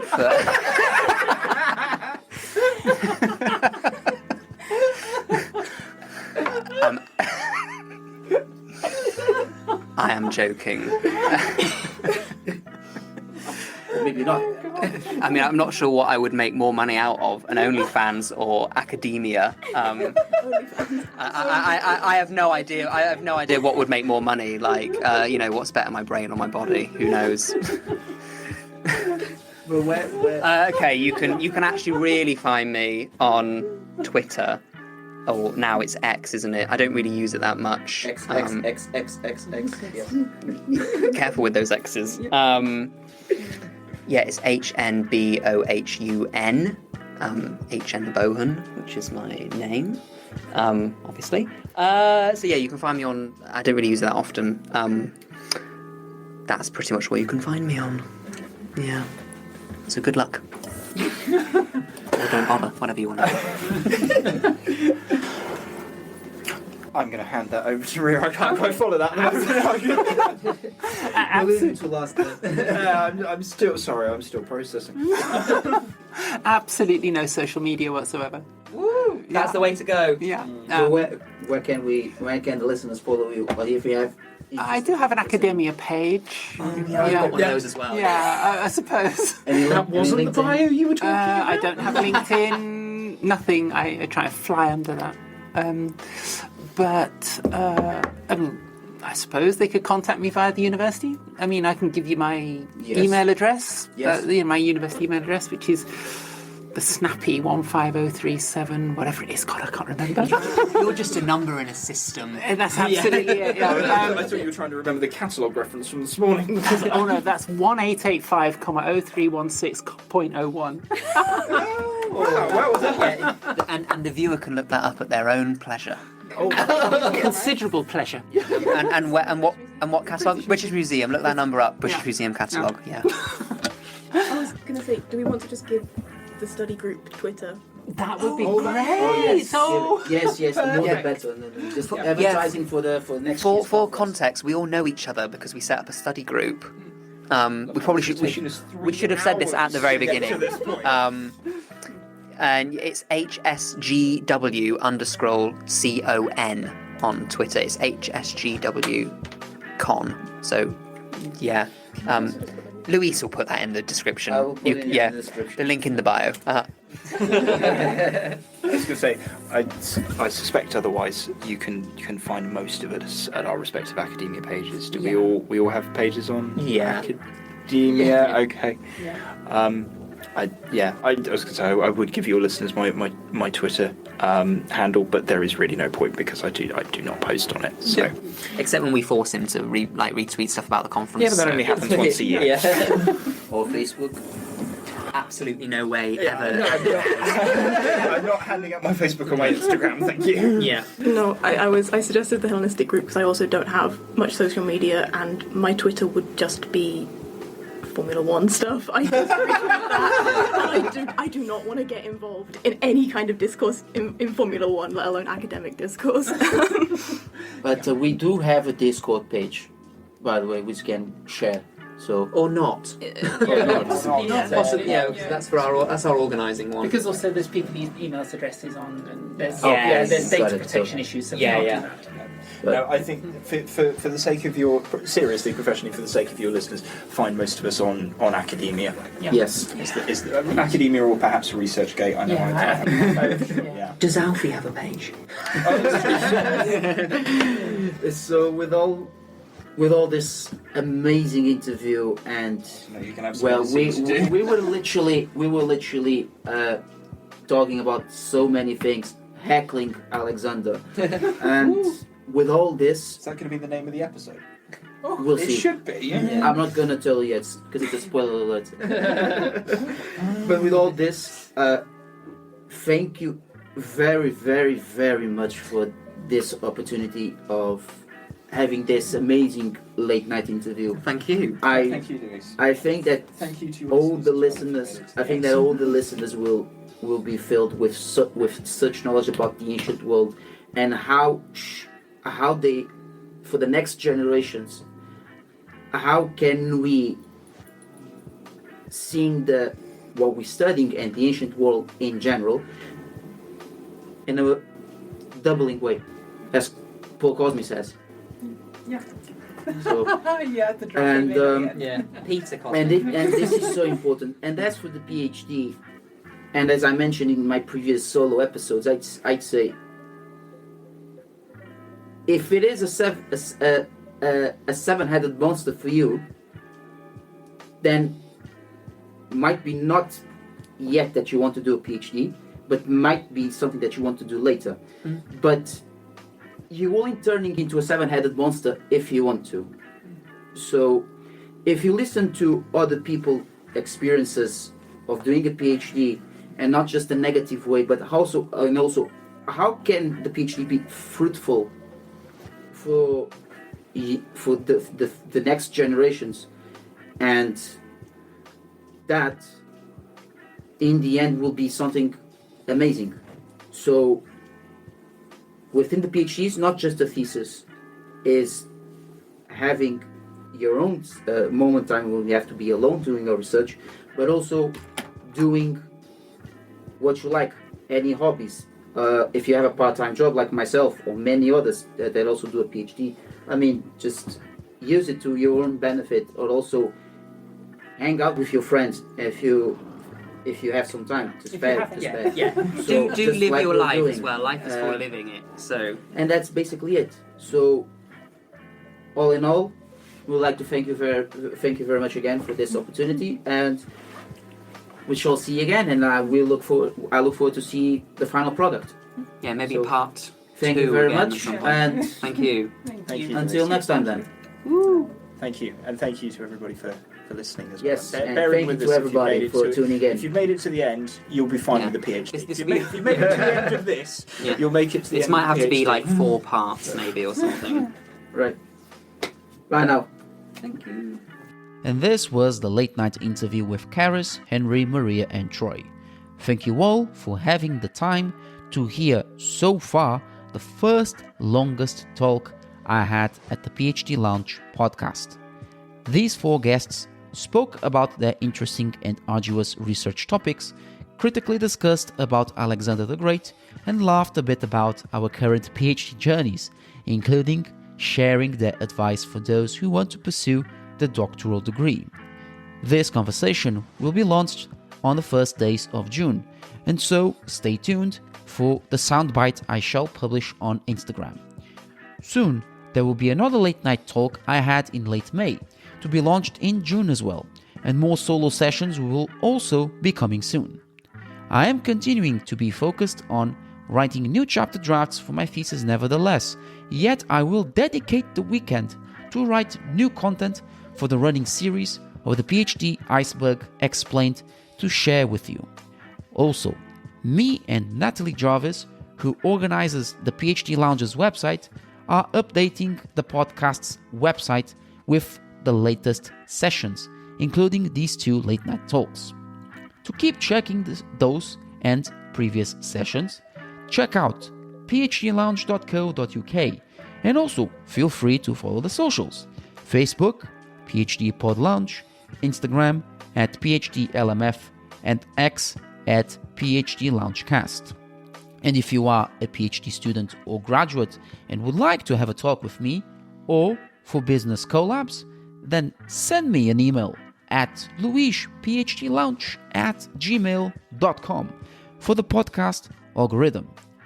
Thank you all for tuning in. It has been a pleasure.